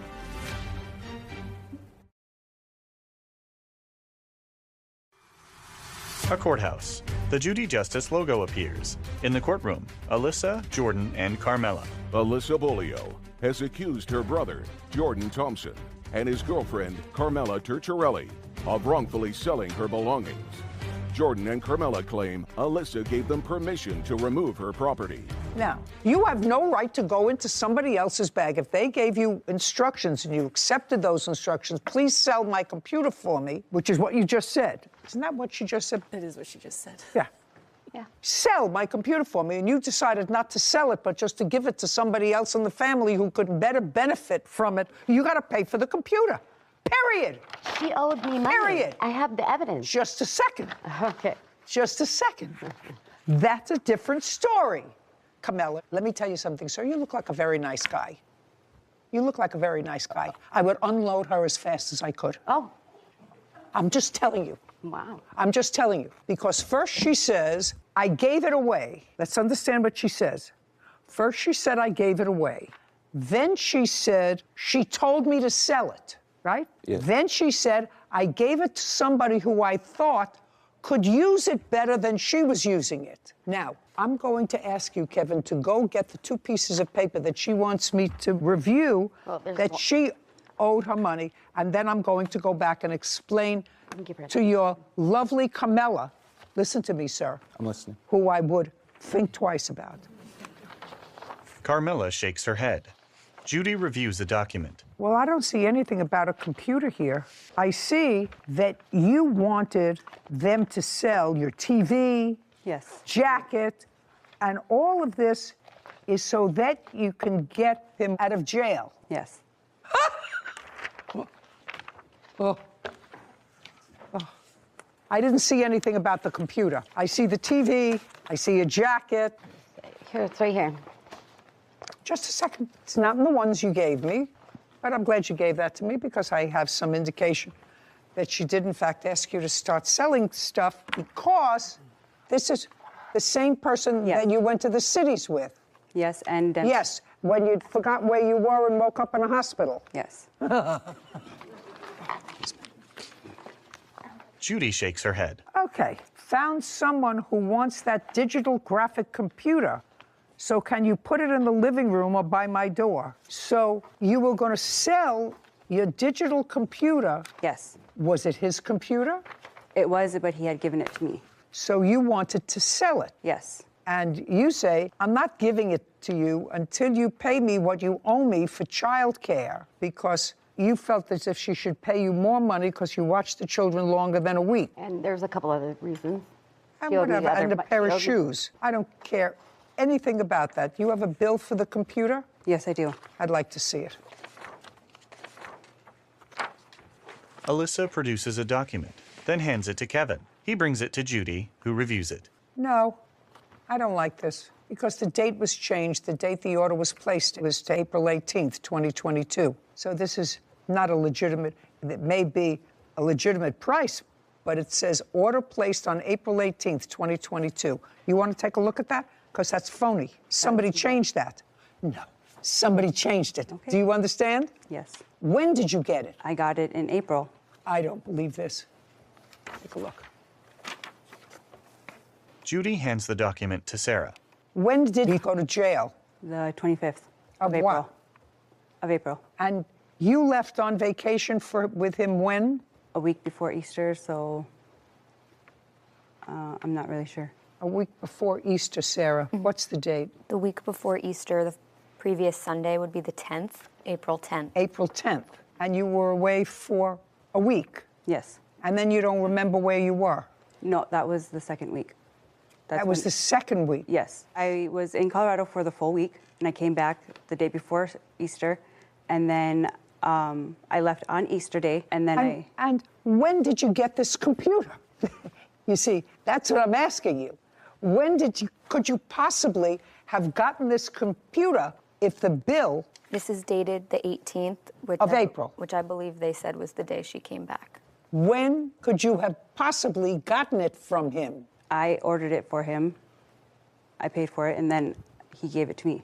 Listen, I suggest you both get your acts together. You get nothing from your brother. Just consider yourself very, very lucky that he took care of you and that he let you come into his house. I would suggest you not do it again, and maybe she'll get smart. She has 3 children. She'd like to raise them together. She should get a job. Find a way of making a living. Figure it out. because you made 3 children. They have a right to a certain amount of stability. And they all are stable. That's not stability.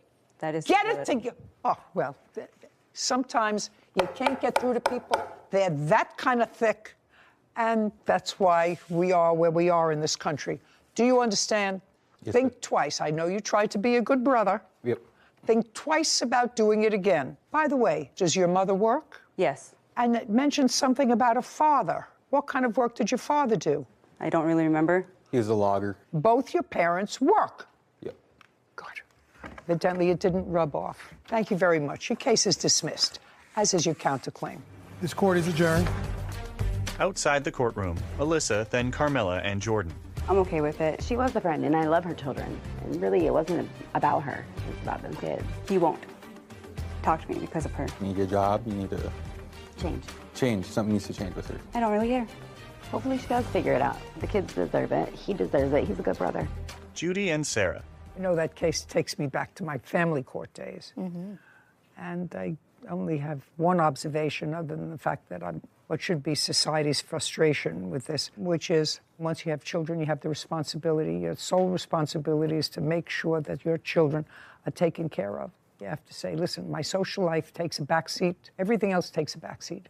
But I have 3 little kids, and they are my priority. So I have to do whatever I can to put my life in order. And she clearly has her priorities all messed up. I agree. I think I can understand and empathize with those women who are parents who can't provide a stable environment for their children and temporarily leave them with a mother, a father, a family member, while they can provide for a stable environment, go get a job, go try and find constant housing. But it blows my mind. I can't empathize with leaving your children with family to take care of and then not doing anything to put yourself in a position to care for them. In a better place. Yeah. You're right. I don't have to worry. Title, Judy Justice. Want justice? Go to judyjustice.tv. His brother, Cleefers McCowan Jr., for personal property and filing a false police report. Court come to order. All rise. Have a seat, please. Kevin approaches the bench. Case 2143, Simpsons versus McCowan Jr. Thank you. You're welcome. Ms. Simpson, you lived with Mr. McGowan for, looks like 7 years is what you said.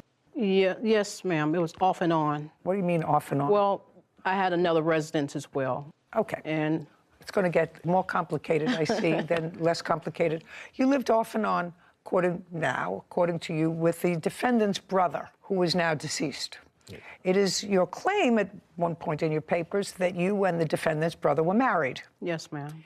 He passed away. Yes, ma'am. And it is your claim that the defendant owes you money. He was the executor of the estate, and he owes you money for property that he took from the house and for filing a false police report against you, I assume indicating that you took things from the house. Yes, ma'am. Okay.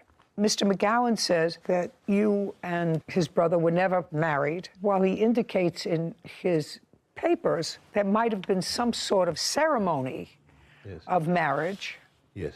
That his brother somehow must have told him that he never filed the marriage license, so the marriage was never valid. That's correct. Is that correct? That's correct. Okay. Well, let's go to that for a moment. Yeah. Yes, it's sort of curious and takes me back to law school days. And believe me, that really tests my memory. Were you at the ceremony where your brother married the plaintiff? No, ma'am, I was not. When did your brother tell you that there was a marriage ceremony? I probably heard it just throughout life. You mean throughout life for how long? From the time that he had any dealings with her. So about 7 years ago? Yes, ma'am. So you asked your brother whether he was married? Yes. How long ago was this? I would say 4 years ago. Okay, so 4 years ago, you say to your brother, I understand that you, what's your first name? Mona. Mona got married. Well, so he gave me an insurance document, and I was like, wow, what's going on? What about all this? He gave you an insurance document that said what? From the VA indicating that I was going to be the person that gets the money. upon if he demise. If he died, Right. And you had a VA insurance policy Yes, ma'am. with you as the beneficiary. Yes, ma'am. Okay, and so he showed you the insurance policy. Well, he sent it to me in the mail. Okay, Or and? email or electronic. And so I said, wow, what's going on? So then I started to ask different questions, and he said, well, don't worry about that. We're not legally married. No, you have to tell me. I said to him. I said to him, so doesn't your wife Isn't she the beneficiary? Get this? I don't want to be involved in all this. Right. And he said, I am not married. We went through a ceremony, and you have 10 days to file the marriage license. The marriage license in Las Vegas. Okay. To solidify the marriage. And then he said, I never filed it. We are not married. May I? Just a second. Did your brother tell you that he had ever told Ms. Simpson that he never filed the marriage license? No, we never had that conversation. Okay, well, because you say in your answer, sir, that my brother was too smart for that, he never mailed in the license. Well, he told me because there was a problem between these two. And so we talked about that, and he said, no, I'm not married to her. And he said, you have to file the document, and I never filed the document. And I have a copy of that right here. Ms. Simpson, yes, ma'am. Tell me when this ceremony took place in Las Vegas. April 2013. Did you travel there with Mr. McGowan? Yes, ma'am. We moved to Vegas together. Who was at the ceremony? It was no ceremony. What happened was I don't know what this is. What happened was we went to the Justice of the Peace. And the 10 days is not acronym. No, don't.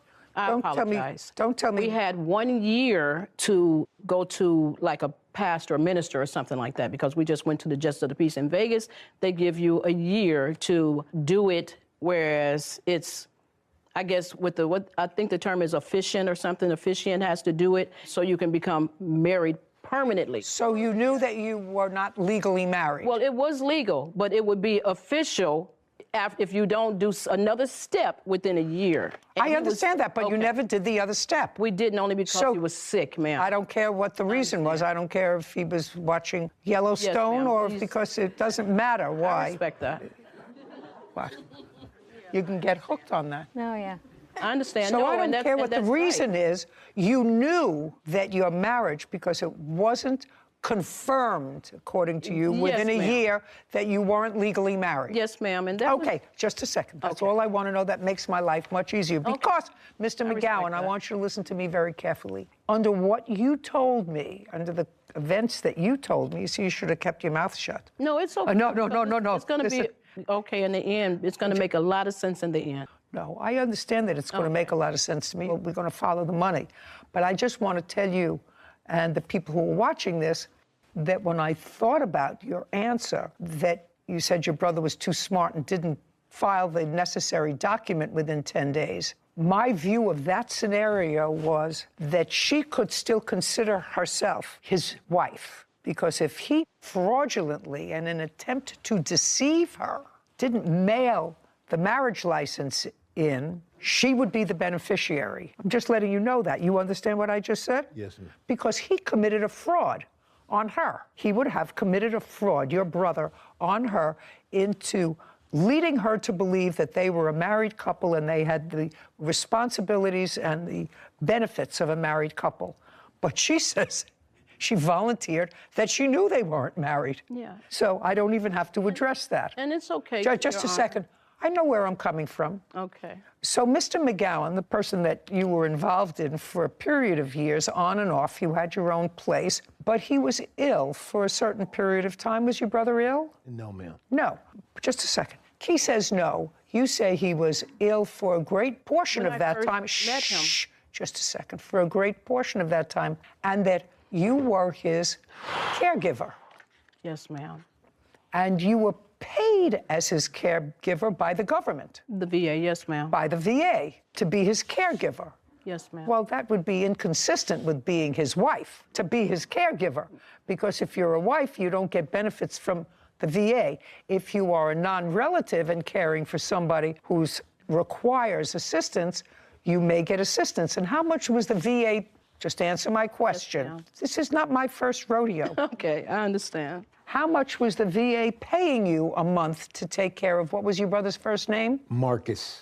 How much were you being paid to take care of Marcus? Because you say that one check you didn't get because of him. It's part of your lawsuit, so you know exactly how much you were paid. Ma'am. How much? $2,057.55. A month. Yes, and when ma'am. did you start collecting that? 2014. Woo! Caption coming up. You are a legal stranger, so you must have filled out forms to say that you were married. No, I was considered a family member. I was no longer considered the wife, but I was considered... Well, you're not no longer. You were never his wife. A courthouse. The Judy Justice logo appears. In the courtroom, Ramona and Clayfors. Ramona Simpson claims her ex-boyfriend's brother, Clayfors McCowan Jr., threw out her personal belongings. Clayfors is countersuing for damage and stolen property. Okay, so there was a reason why you didn't continue to solemnize the marriage ceremony that you went through in 2013, because you started to collect $2,000 a month from the VA in 2014 that you couldn't have collected were you his wife. That's a yes. No, it isn't, ma'am. Receiving the benefits from the VA, you have to be a family member. You have to be related to that person in order to get this stipend pay. It wasn't a regular VA payment, and it's for relatives. You have to be a relative for that veteran. What are you getting? Oh, yes, it's true. Just check that, Pull Sarah. up stipend pay for the VA, because we're both disabled veterans. It's not like I just had to do this. I loved him, and I cared for him, and he was sick the day I met him. Just a minute, you both disabled veterans? Well, my disability was not as crucial as his was. How much do you collect? I very minimum, because Which I asked a question. That's a very minimum. Yes. It's not a number. Yes, it's $300 and some change. But the thing is, Your Honor, may I speak, please? He was sick from the day that I met him, and I was taking care of him prior for that. This was his idea, because he was familiar with the veterans and the system. This was his idea that we can receive funds, and it stayed right in the household. We were living together. It was stayed in the household, and that's okay with them. I thought you told me a moment ago that you had your own place. No, not then, ma'am. Not then, when we moved back from Vegas, because we stayed in Vegas for approximately 3 years. When we moved back from Vegas, he had purchased a home and everything, and it was supposed to be okay. We were going to be together. But he started living another alternate life, which he was very familiar with, because he's introduced him to so many people. I don't even care about that. I still continue to take care of Marcus. It was no longer a romantic situation. Now you still continue. You had your own place.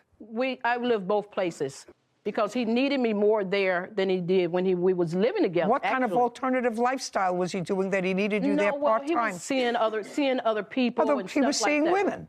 Pardon me? He was seeing other women. He was seeing other people, yes, ma'am. Okay, so he was seeing other people. But you, let me finish. Yes, ma'am. But you continued to receive the $2,057. You knew you weren't married.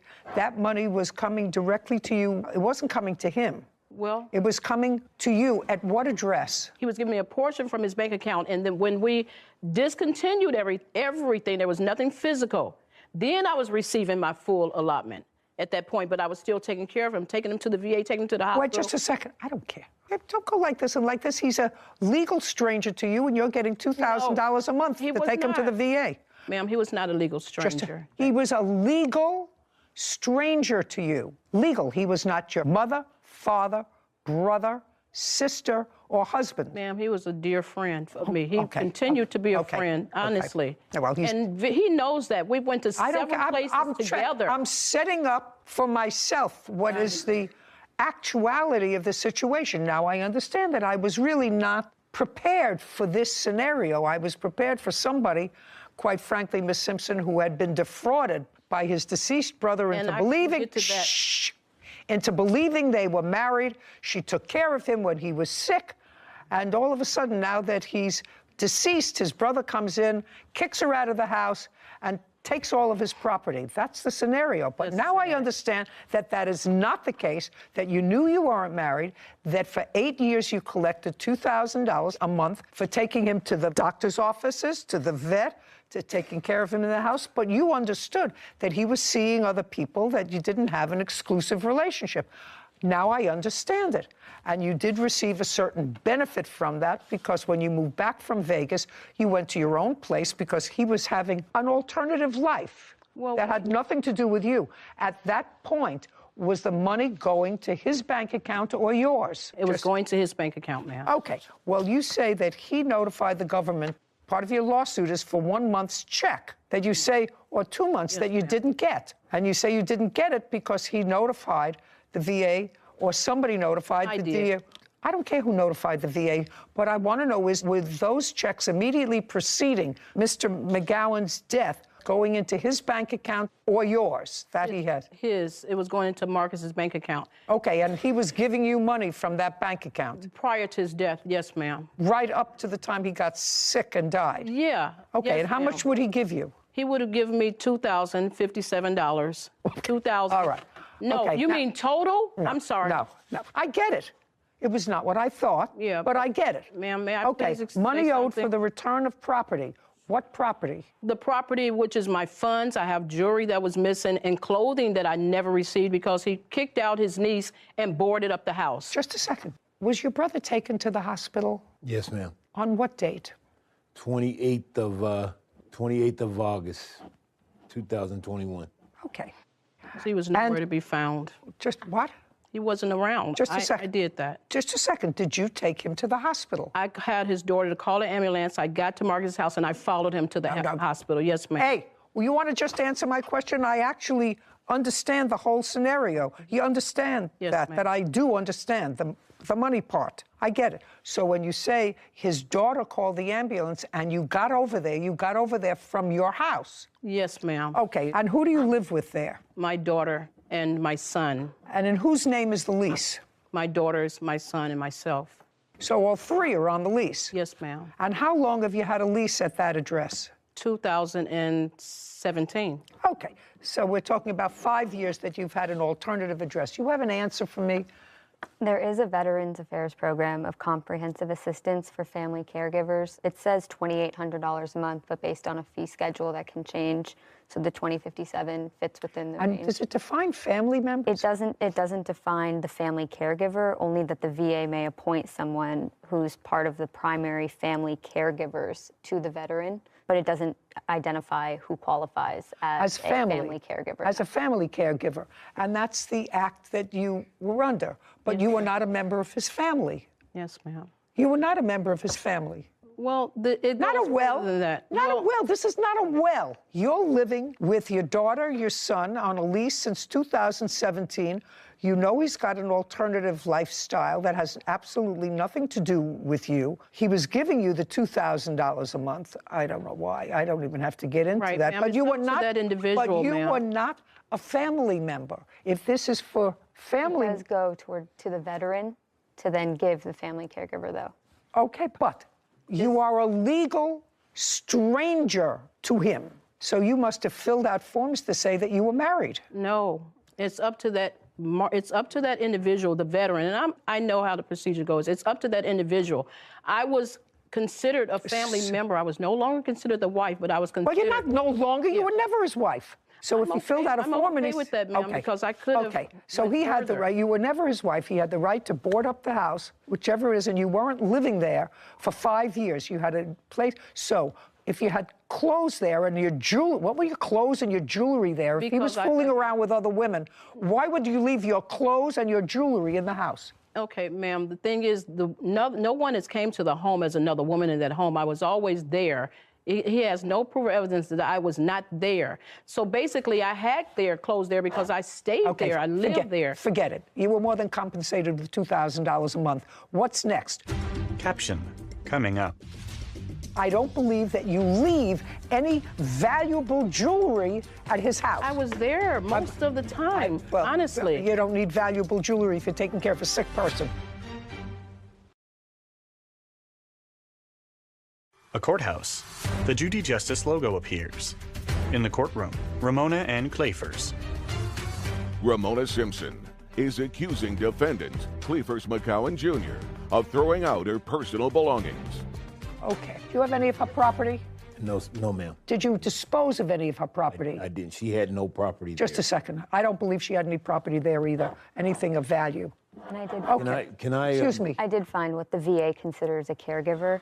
So if you're a spouse, son, daughter, parent, step-family member, or extended family member of a veteran, or if you live full-time with them, or if you're willing to live full-time with them if they designate you as the family caregiver. So technically, if you're willing to live with the veteran full-time, you could be qualified as a family caregiver, but it's up to the veteran to declare their own family caregiver if you live there full-time. Yeah.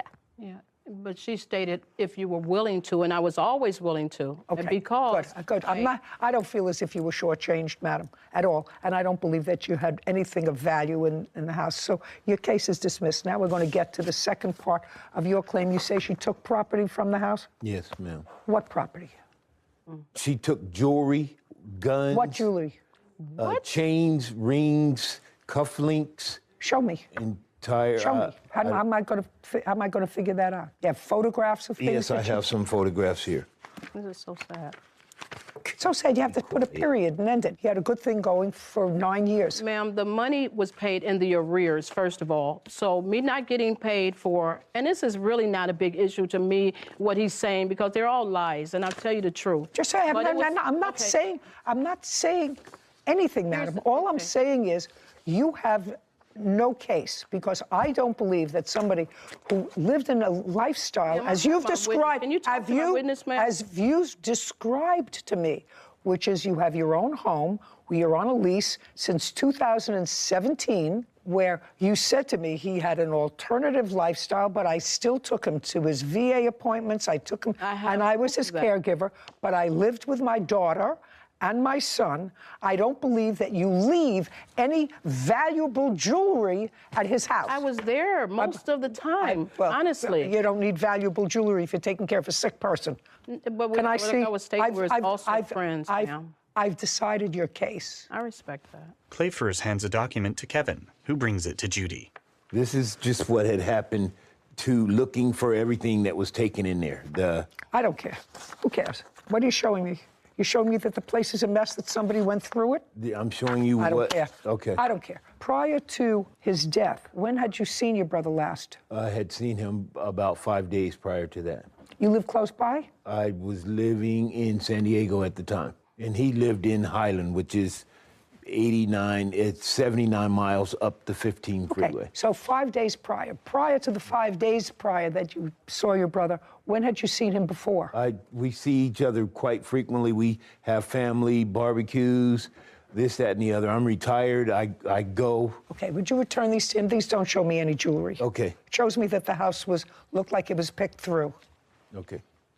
Thank you. What else? So quite frequently. That's it. Did you get a VA benefit from your brother for his insurance? From the life insurance policy? Yeah, that's from the VA. Yes, ma'am. And how much did you receive?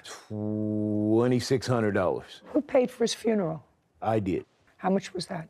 $1,100 or $1,200. So you took some of the insurance money and paid for it? Yes. Did he have any other valuable asset? He had quite a bit of stuff. It's in probate as we speak. Oh, so case is in probate It's in probate right now as we speak. Oh, great. So I don't have to deal with it. Your case is dismissed. We're done. Thank you. This court is adjourned. Ramona. You know what? I have a lot of respect for the judge, but she didn't listen to me. Well, I'm happy that the judge made the decision that she made. He's a habitual liar. Thief. My brother died, and within a half a day went over and burglarized the house. This is something that he can laugh about, and he's going to go and tell the whole world that I'm still a liar. I'm still a this, that, and the other. There is quite a bit of items that belong to me that this person stole. That you can love someone and not be married to them. You can help someone and not be married to them and making love to them. I was genuinely there to help Marcus because I love Marcus. The devil. I don't want the devil, the devil. He barred me from the funeral. I didn't fight it because the respect I have for his family and for Marcus. I could have went there. No. I said, you know what? I won't be there. I hope that she crawls back in the rat hole she came out of and does whatever she does. Judy and Sarah. You know what was interesting in that case, Sarah? When I read the complaint and the answer, I had a whole different vision. Me too. Of what the arrangement was, and based upon what the defendant wrote in his answer, that his brother, with regard to the marriage, to his brother telling him, I'm too smart, I didn't mail in the papers. Read like fraud a little bit. Right. But she was in on it. She knew. She didn't complete the steps. She didn't complete the step for a different reason, Sure. but she knew that they weren't legally married. That they weren't legally Which married. changes the whole game from a legal perspective. Right. Certainly the fact that the case is currently in probate made my life a lot easier. Anyway, it should be a warning signal when you get married out there, folks, and you have a marriage license, because I performed enough weddings to know you have to seal it, sign it, put a stamp on it, and usually put it in the mail within 3 days of the ceremony. So brides and grooms, make sure you put it in the mail together, or watch the officiant put it in the mail. Can never be too sure. Right. Title, Judy Justice. Are you having a family dispute? Her former friend, Cardi Moran, for television damage caused during an argument. Court come to order. All rise. Judge Judy enters. Have a seat, everyone. Kevin approaches.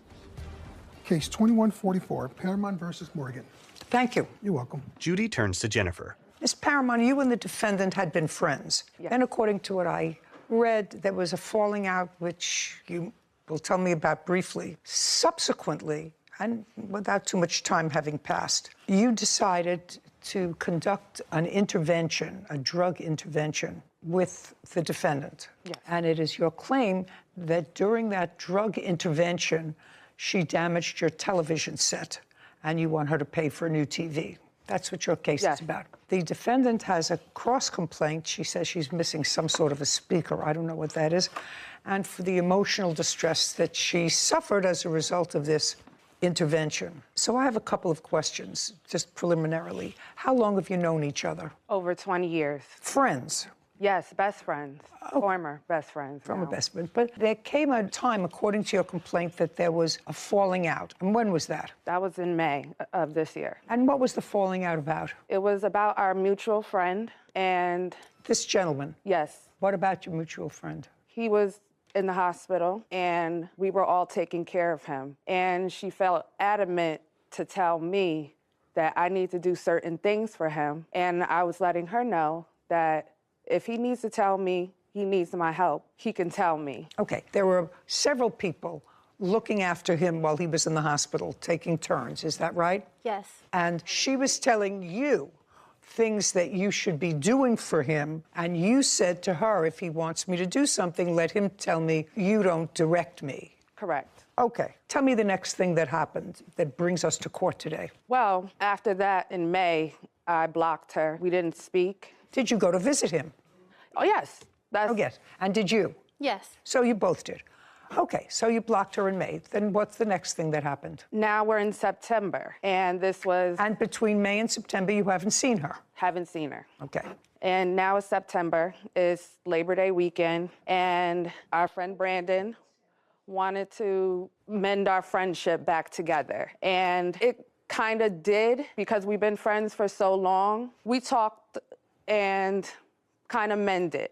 Okay. Okay, so I unblocked her. And then on that Sunday, September 4th, she calls me at 7 o'clock in the morning, and I guess she still felt uneasy about, you know, us not talking for so long, that she demanded an apology from me. She called you early in the morning demanding an apology for what? For basically just, I was in the wrong of not listening to her about our friend. Okay, and then what happened? So I refused to give her an apology. I said, we can move past it, but I'm not apologizing, which she got upset again and hung up the phone on me. And after that, she basically called a family member of mine. Not basically. Sorry. You say that she placed a call to a family member. Yes. Okay, and you can't tell me what that family member told you because that's hearsay. You Correct. understand that? Okay, so she called a family member, and that was on September 4th.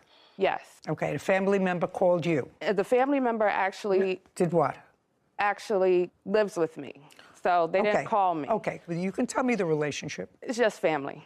Okay, family member who lives with you, Yeah. and? So she was calling that family member, asking for... You can't tell me what any of that was Okay, about. I'm sorry. So after the conversation with the family member told me what she said. I know, I'm not saying the conversation. Absolutely right. So I told Brandon what she said, and we thought at the time, let's have an intervention. Okay, now, so without giving any credibility to any out-of-court statements, I assume by the word intervention, you had a suspicion that the defendant was using drugs or alcohol. Yes. Before that, before September 4th, did you have any knowledge of ongoing substance abuse with your best friend? Yes. Since when? For a very long time. Okay. Did you ever discuss the drug use with her? Yes. Well, you can tell me what those discussions were like. What kind of drugs were you afraid she was using? I prefer not to say. Well, you can't not say. That's what this is all about. You wanted to have an intervention. You didn't want to have an intervention because she was having caramel-covered popcorn. There was a controlled substance, I assume, that you were afraid she was using. Yes. Which was what? Cocaine. Have you ever seen her using cocaine? Yes. Did you ever use cocaine with her? Yes. Between May and September, had you ever used cocaine with her? No. So it was before that? Yes. His name is Brandon? Yes. Had Brandon ever used cocaine with the two of you? No. Did you ever see Brandon use cocaine? No. Okay. So you, who had used cocaine with her, decided to have an intervention with Brandon? Yes. What do you do for a living? I'm an inbound call agent. I sell tickets. Okay. And what does Brandon do? He's disabled. And who was going to be at this intervention? It was myself, Brandon, and another mutual friend. Mutual friend. Now, this mutual friend, whose name I will not have you state, have you ever seen that mutual friend use any sort of controlled substance? Answer the question. Yes. Yes. So now you have two people who've used controlled substance, one who has not, to your knowledge, doing an intervention. Correct. Okay, and do you know what an intervention is? Yes. What is it? It's basically a meeting of the minds of having a discussion with one person about an issue that... And who's there? Who's there? Yeah. Oh, I would say trusted people that I would feel that they were... Sarah, I want you to look up the word intervention and read me the very, very simplistic definition of an intervention. From the Mayo Clinic, an intervention is a carefully planned process that may be done by family and friends in consultation with a doctor or professional, such as a licensed alcohol and drug counselor, or directed by an intervention professional called an interventionalist. Okay, so what you don't have is something, I assume, this conversation occurred on September 4th. Correct. Was it on that same day that you decided to have an intervention? Yes. Okay.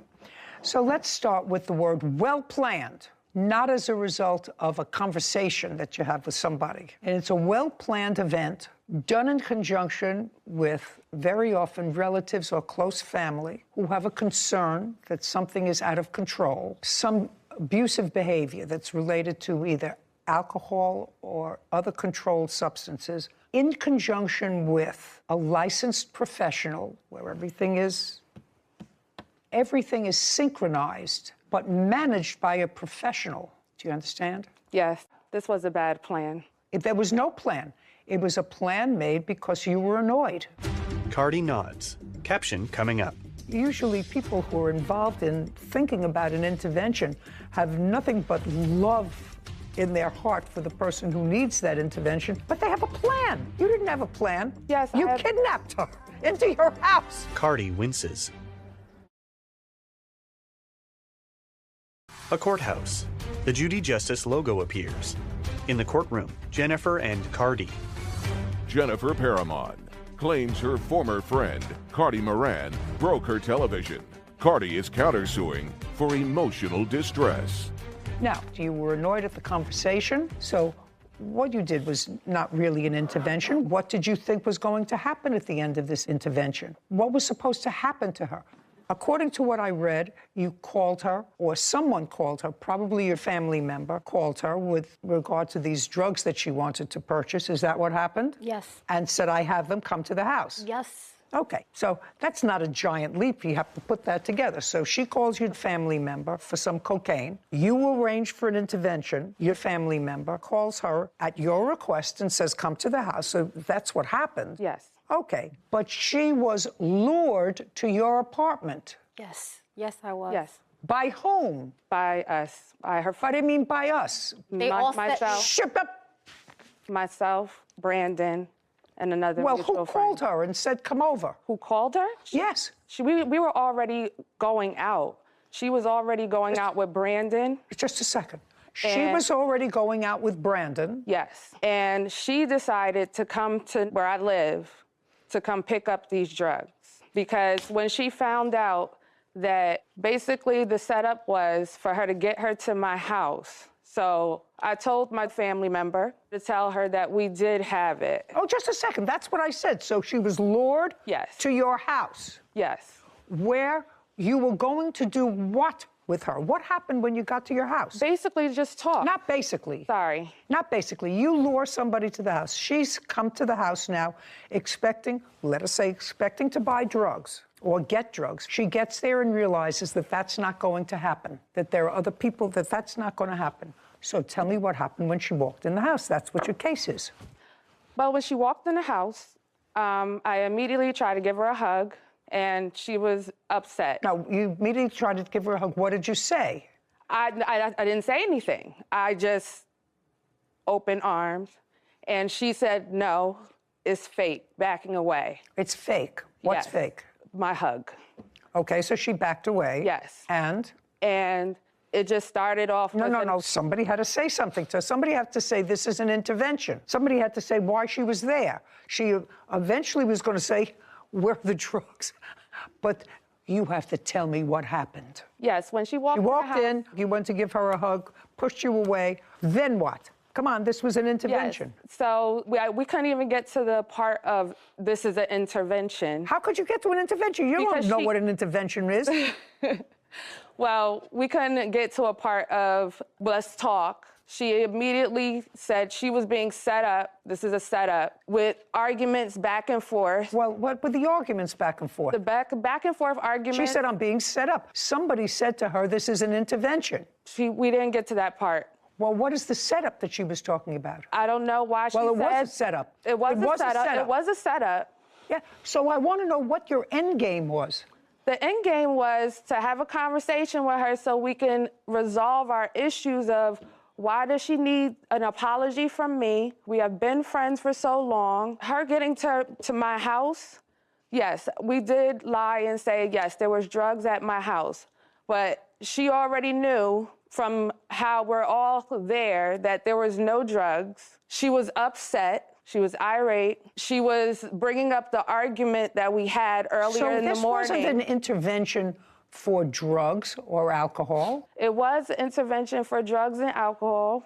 Oh, okay. Then I'm asking you, not what happened, what was your end game? The end game was to have a conversation with her about how much drugs she was doing because it changed her mood. It made her angry. Well, did you have a program for her to go to? Did you have a program to take her to? Had you spoken to a professional? Had you done anything? No.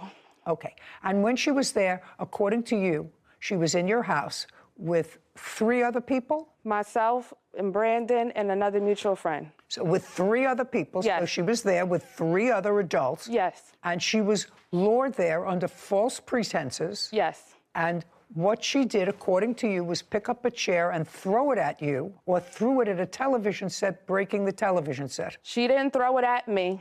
What did she do? She threw it directly at my television. Judy shrugs. Lucky she didn't throw it at you?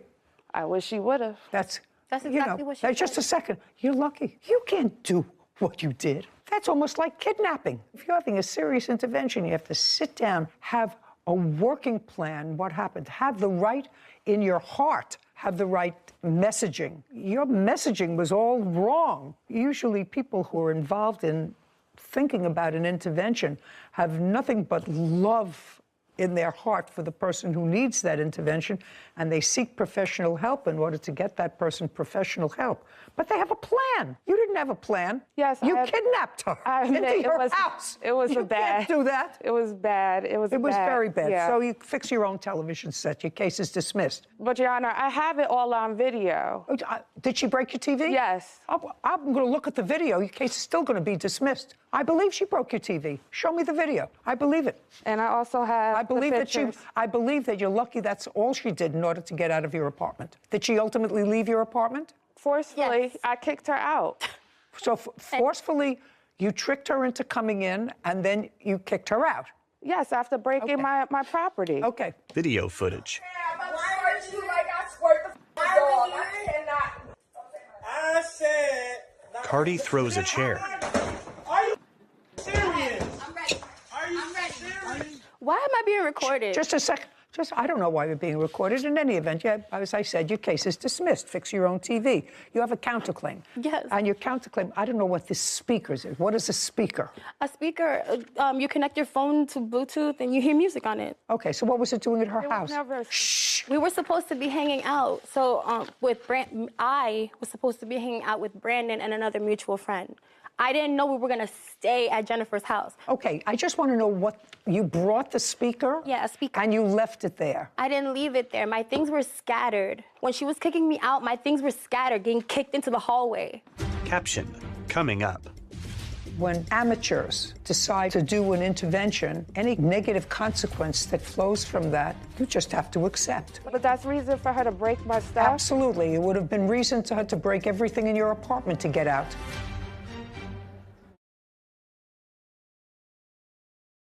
A courthouse. The Judy Justice logo appears. In the courtroom, Jennifer and Cardi. Jennifer Paramon has accused her former friend, Cardi Moran, of breaking her television. Cardi claims Jennifer caused emotional distress after being tricked by Jennifer. Okay. Did you look for the speaker? Yeah, I looked everywhere in the hallway. Do you have her speaker? There was never a speaker. Did you see a speaker? No, I didn't. Okay, there's no speaker. Now let's talk about your emotional situation. You got to this, I can't even call it intervention. Trap. Trap. That's a good word. There you go. That's a good word. Thank you. And tell me what happened when you got there. When I got there, I asked her family member, to come downstairs. Okay. Miss Moran, you walk in the door.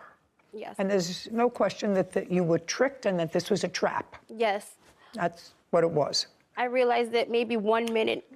Okay. That's what it was. Got in there, and it was an uneasy feeling. You realized that it was a trick to get you there. It was a trap. I want you to tell me what happened when you got inside. Jennifer starts to walk up to me, like, with her arms open, real slow motion, like, Cardi, I'm sorry. You know, we should talk about this. We're friends. In that same tone. And I'm like, yo, really? You're being fake. I don't really want this. You know, I came here to get what I wanted, and let's go. But Brandon is getting all comfortable. He is disabled, so, you know, all right, fine. He's got to get comfortable. So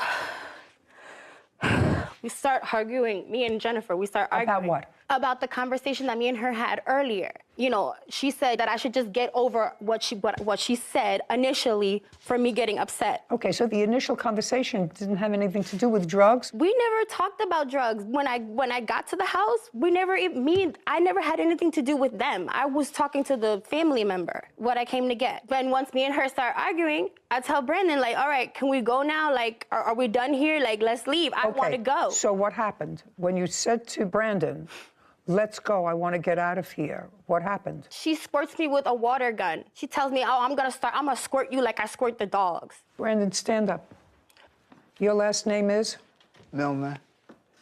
I want you to describe this water gun. To be honest, Judge, I don't remember seeing a water gun. It's in the video. If you listen to the video, she says it. I'm going to squirt you Brandon, like I squirt before the I dogs. look at this again, you were there in the room. Yes.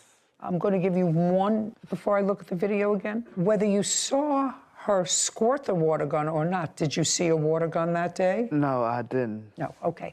So let's play this and let me hear what you're referring to. I said, Jack, are you serious? Okay, Sarah, you have a much more keen sense of hearing than I do. I'm going to squirt you like I squirt that dog. Okay. She's got younger ears than I do. What? I never squirted her with the squirt with the. Whether you did or not, are you telling me that? No, I that said Sarah it. heard. Okay, I said so it. you did squirt. But I you didn't didn't say squirt it. her. I'm going to squirt you like I squirt the dog. Okay, but that's not an intervention.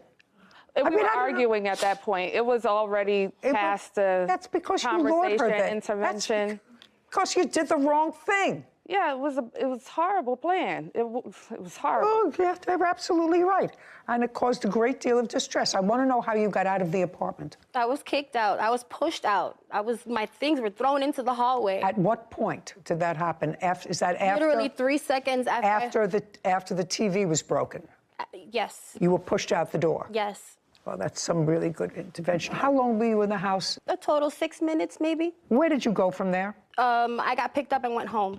Got picked up by 2 whom? hours later by my sister-in-law. Don't make anything up.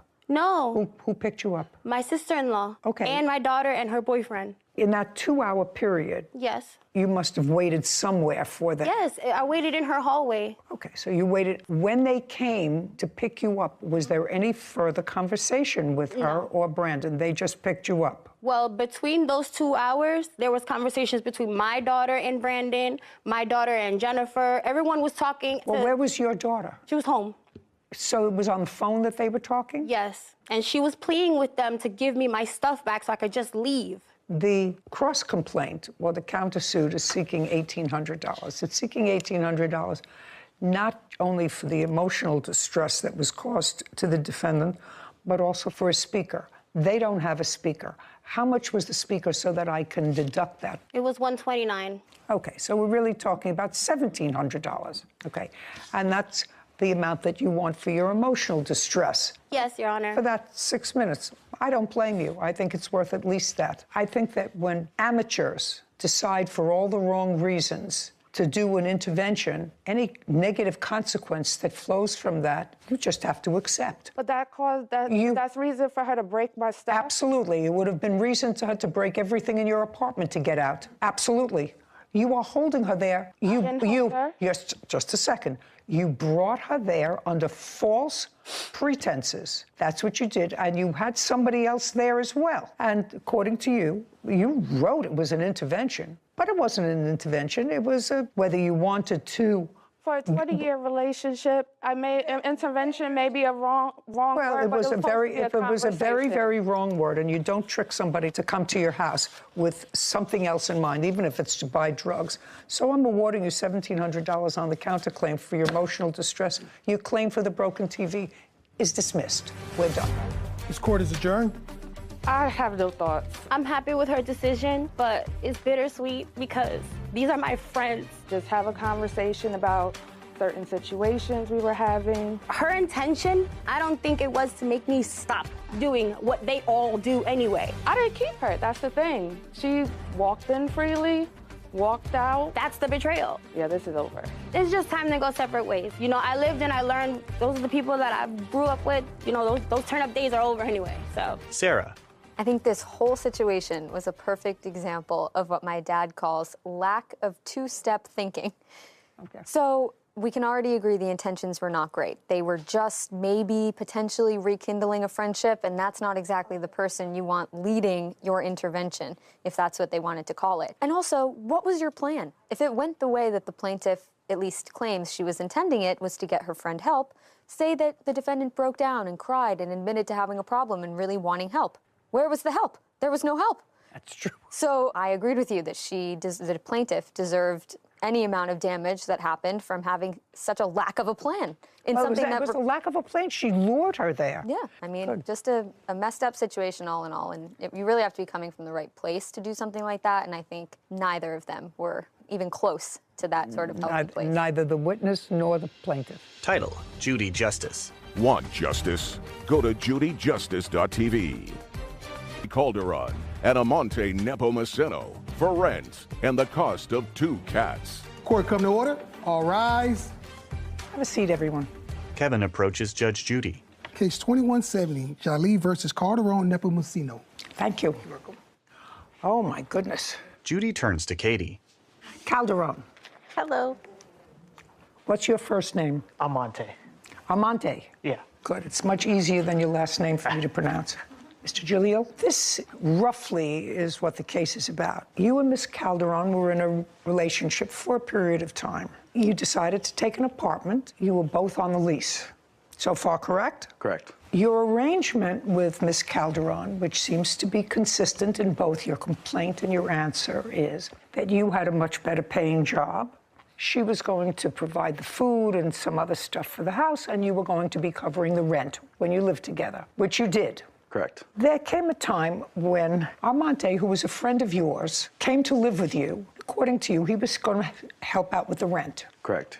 He came, he lived with you, he helped out with the rent for maybe a period of time, and then he helped himself to your girlfriend. Correct. Now they're a couple. When you were no longer a couple with Miss Calderon, she stayed in the apartment for a period of time, but then they both left. Correct. And you're suing both of them for rent and for the return of 2 cats that they took when they left. You claim the cats are yours. That's correct. That's what the case is about. And some cat expenses in the event that I let them keep the cat.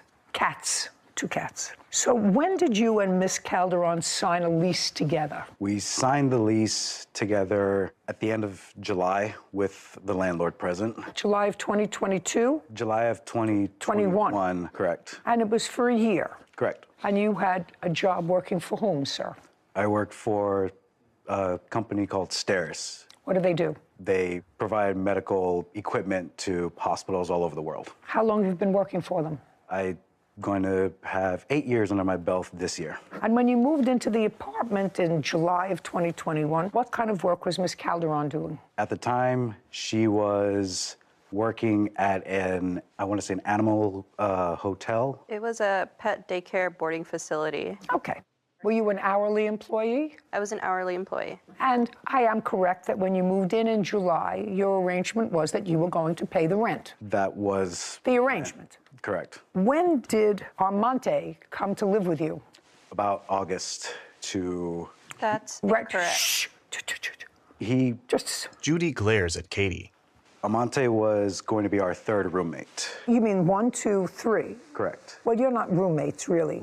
You and the defendant, Miss Calderon, were not roommates. You shared a room. We shared a room and Armante was going to live where? In another room. And what was your arrangement with Armante with regard to paying rent? We would split the rent 3 ways. Is that correct? Yes. And how much was your share of the rent? I would say approximately $927. How long did you live there? I was there when they signed the lease. I watched it all happen when they signed the lease. I came in, they signed everything. Well, you didn't sign the lease. I did not. But you were there from the beginning? Yes. And it was your agreement with the plaintiff that you would pay a 1/3 of the rent? Yes. Great. We asked the landlord Okay, so, hey, try not to hold each other's hands. Let's do the coochie someplace else. So you agreed with the plaintiff that despite the fact that you were not on the lease, you were going to assume the responsibility of a 1/3 of the rent, $927. Yes. So you moved in July, August, September, October, November, December, January, February, March. You left in April? Yeah. So you were there for 9 months? Yes. Did you pay rent for the 9 months? Yes, ma'am. Is that correct? He paid rent for about the 7.5 months. Okay. And then you left? Yes. Why did you leave? I decided to leave because he decided to go to another place he was offered. So what do you mean he decided to go to another place that was...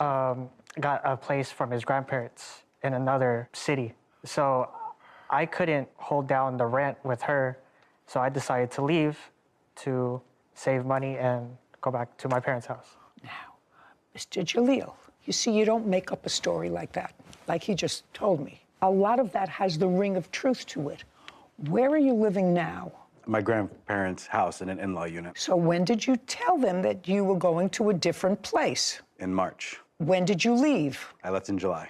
Did you let him know that you were staying until the end of the lease? I what?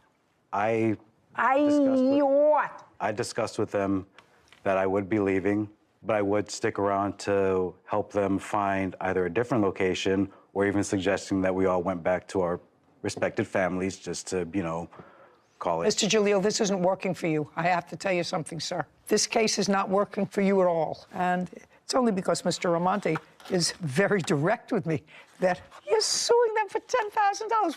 Where does that come from in your mind? Your agreement with her was you were going to pay the rent. You're never out of pocket. Your agreement was you were going to pay the rent. He paid his rent when he was there. He paid his 1/3.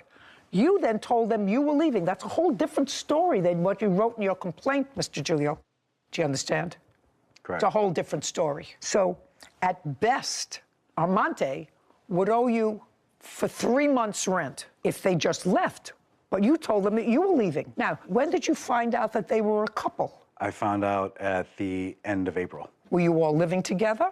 Yes. So you just had 2 months left to the lease. So he was paying you, he paid you in March, you had May, June, you signed the lease in July, so it was over at the end of June, June 30th. It would have been over at the end of July, Your Honor. Well, she doesn't owe you any money for rent. At most, he owes you 2 months' rent. Tell me why you left. My job doesn't pay that well, so I decided to go back to my parents' house.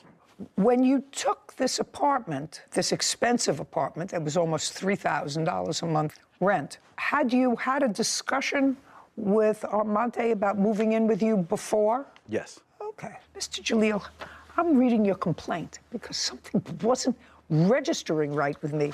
You say you moved into the apartment together in August of 2021.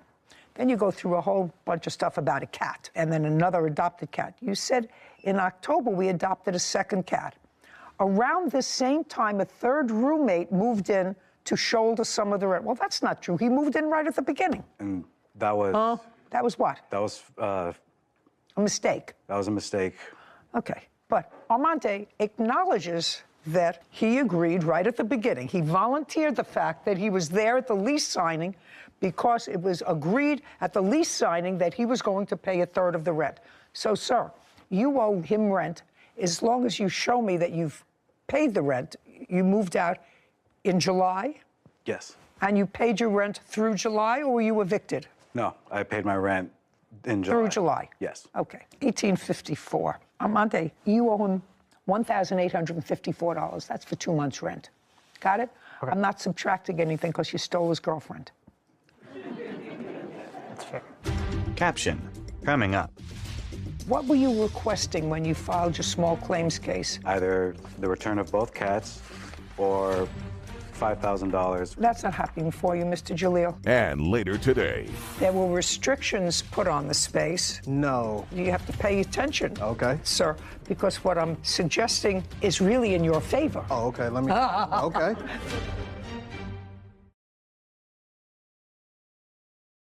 A courthouse. The Judy Justice logo appears. In the courtroom, Kamar, Katie, and Amante. Kamar Jalil claims his former roommates, Katie Calderon and Amante Nepomuceno, are wrongfully keeping his cats and owe him rent money. Now let's deal with the issue with the cats. She doesn't owe you any rent. That was not your agreement with her. You moved out in July. August, September, October, November, December. 5 months ago, she's had both cats, right? Correct. She says they're her cats. When did you first file a small claims case? September of 2022. What were you requesting when you filed your small claims case? Be careful. I was requesting either the return of both cats or $5,000, which was the accumulated expense of not just the cats, but also the expenses of her dogs as well. So any animal expenses for the time. That's not happening for you, Mr. Jalil. When the cats were either registered or went to the vet, whose name is on the sheet as owner? I believe it was Miss Calderon. Is that correct? That's correct. And she owns the cats, and she's had them for the last 5 months. I suggest that you go and adopt 2 more if you want some more cats. Do you understand? Yes. You were living together as a couple. However, your friend Armante has to pay you for the couple of months' rent that he didn't because he says, not you, he volunteered that that was your agreement from the very beginning. So he owes you $1,854. We're finished. Thank you very much. This court is adjourned. I think he's just kind of butthurt that I moved on. At least now I can put everything behind me and say that I did try. I didn't think it would escalate this far. All you can do in a situation like this is just you learn from it and you move on. The heart wants what the heart wants. This is what it is. It's life. Judy. I find fascinating, Sarah, that people will write and or be assisted in writing a complaint and an answer, but they read it over. This man is an intelligent man. He has a serious job for 8 years. First of all, he was suing for $10,000. Come up with that money. $5,000 for the cat's expenses, ridiculous. But his complaint had really nothing to, even the timeline. As your clerk, I know that is a pet peeve of yours when I don't understand they it. don't You know, match up. if you're going to tell a lie, at least tell a consistent lie. Right. I think the right thing happened. I think the defendant friend admitted himself that he owed the rent, and that was great, even though he probably should have just kept his mouth shut. And not said, I was there when the lease was signed. This was always our agreement. Yeah. I was going to be the But third he was roommate. honest, which we always appreciate, and so I think the right thing. So I think he needs to, like you say, put a period, move on. Anyway, all happy, and they look happy. They couldn't keep their hands off each other. Case number 2172, Foster Gardner versus Menzel. All parties, please come forward. Jamar Foster and Sean Garner are suing record producer Livin Menzel for event costs after Livin canceled their Halloween party. Who's Mr. Garner? Mr. Foster? Right here. Are you going to be speaking? You're standing in the speaking spot. Yes, ma'am. Okay, great. According to what I read, the defendant rents a music studio. Is that correct? I rent a facility in which I own a music studio. You rent in someone else's building. Yes. And you're recording people. During the course of your business, you decided to enter into an agreement with the defendant to use that recording studio, which she rents from, that space which she rents from a landlord. May I correct you, please, Your Honor? Yes. She actually is a facility that has multiple units in it. She runs a studio, and then there's other event space inside of that same facility. Okay, give me an idea of how large the space is. I believe we were quoted something like 5,800 square feet. And so you have a music studio, and around it is other open space.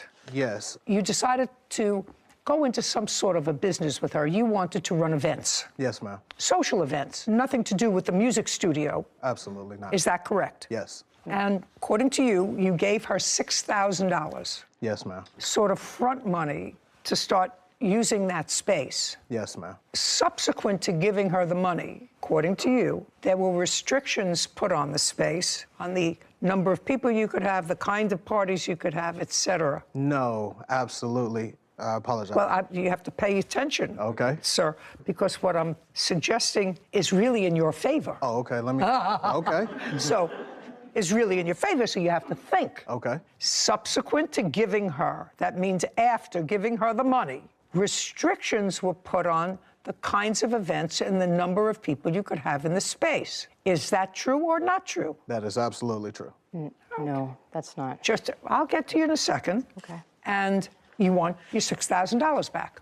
Yes, ma'am. And that's what it's about.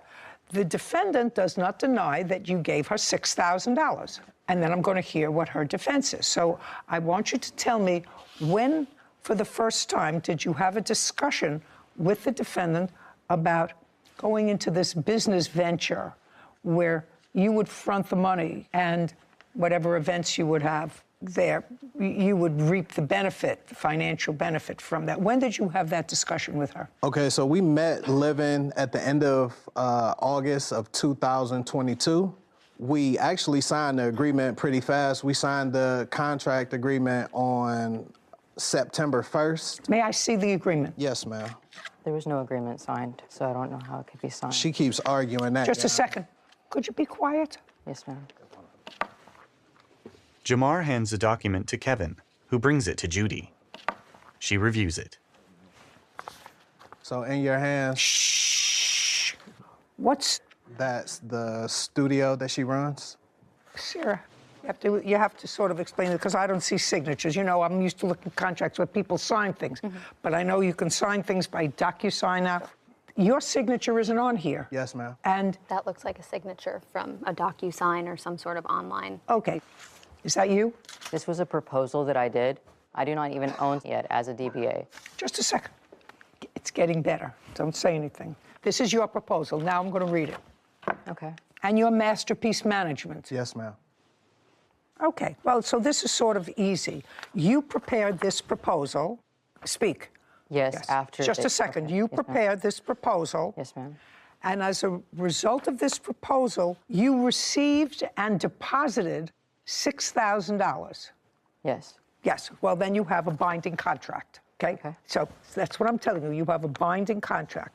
And there is nothing in this contract that limits the kinds of events or the number of people or anything else with regard to this space. All it says is business activities, event planning, and event rentals. Nothing else. And this is your proposal, so the terms of it are construed if there's any material question, since you prepared the agreement, which became a contract once you accepted their $6,000. I view the terms of the agreement most harshly against you because you prepared the document. And it says, this agreement cannot be amended without the written consent of all parties. Yes. Yes. So signed the agreement, you got the money, and then at some point, according to them and according to you, you made certain limitations on the kinds of events, the numbers of people, et cetera. That is... Now, that happened, according to you, because you do not own that space. You rent that space. And there was a problem with the first party that they threw. Correct. Come on, we're not talking about Gone with the Wind here. We're not talking about a 6-volume masterpiece. We're talking about a yes or a no. Caption coming up. Based upon this proposal, they gave you $6,000, which you deposited into your bank account. That means a contract was created. But that's the agreement. I'm telling you, that's the law.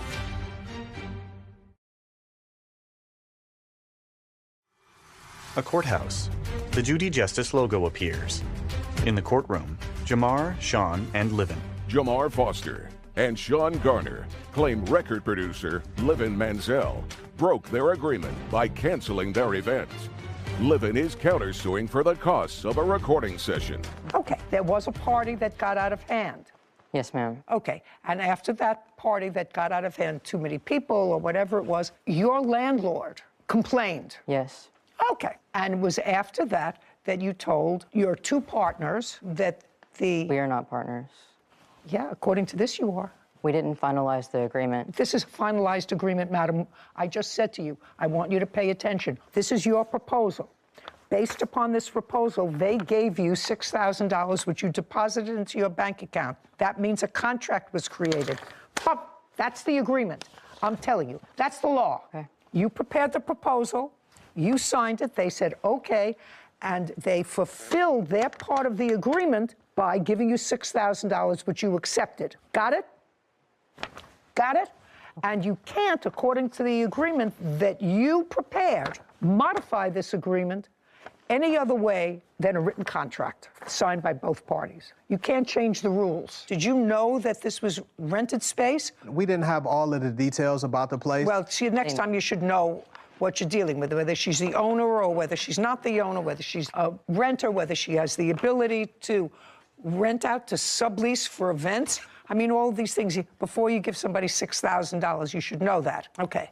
And you had one event at the space? No, we actually didn't get an opportunity to throw any events at the space at all. The event that you were speaking of, she had partnered with another group of promoters and individuals to throw that party. So you didn't have anything to do with that? What was it, a Halloween party or something? It was a Halloween party, but that wasn't with you? No, that wasn't. Is that correct?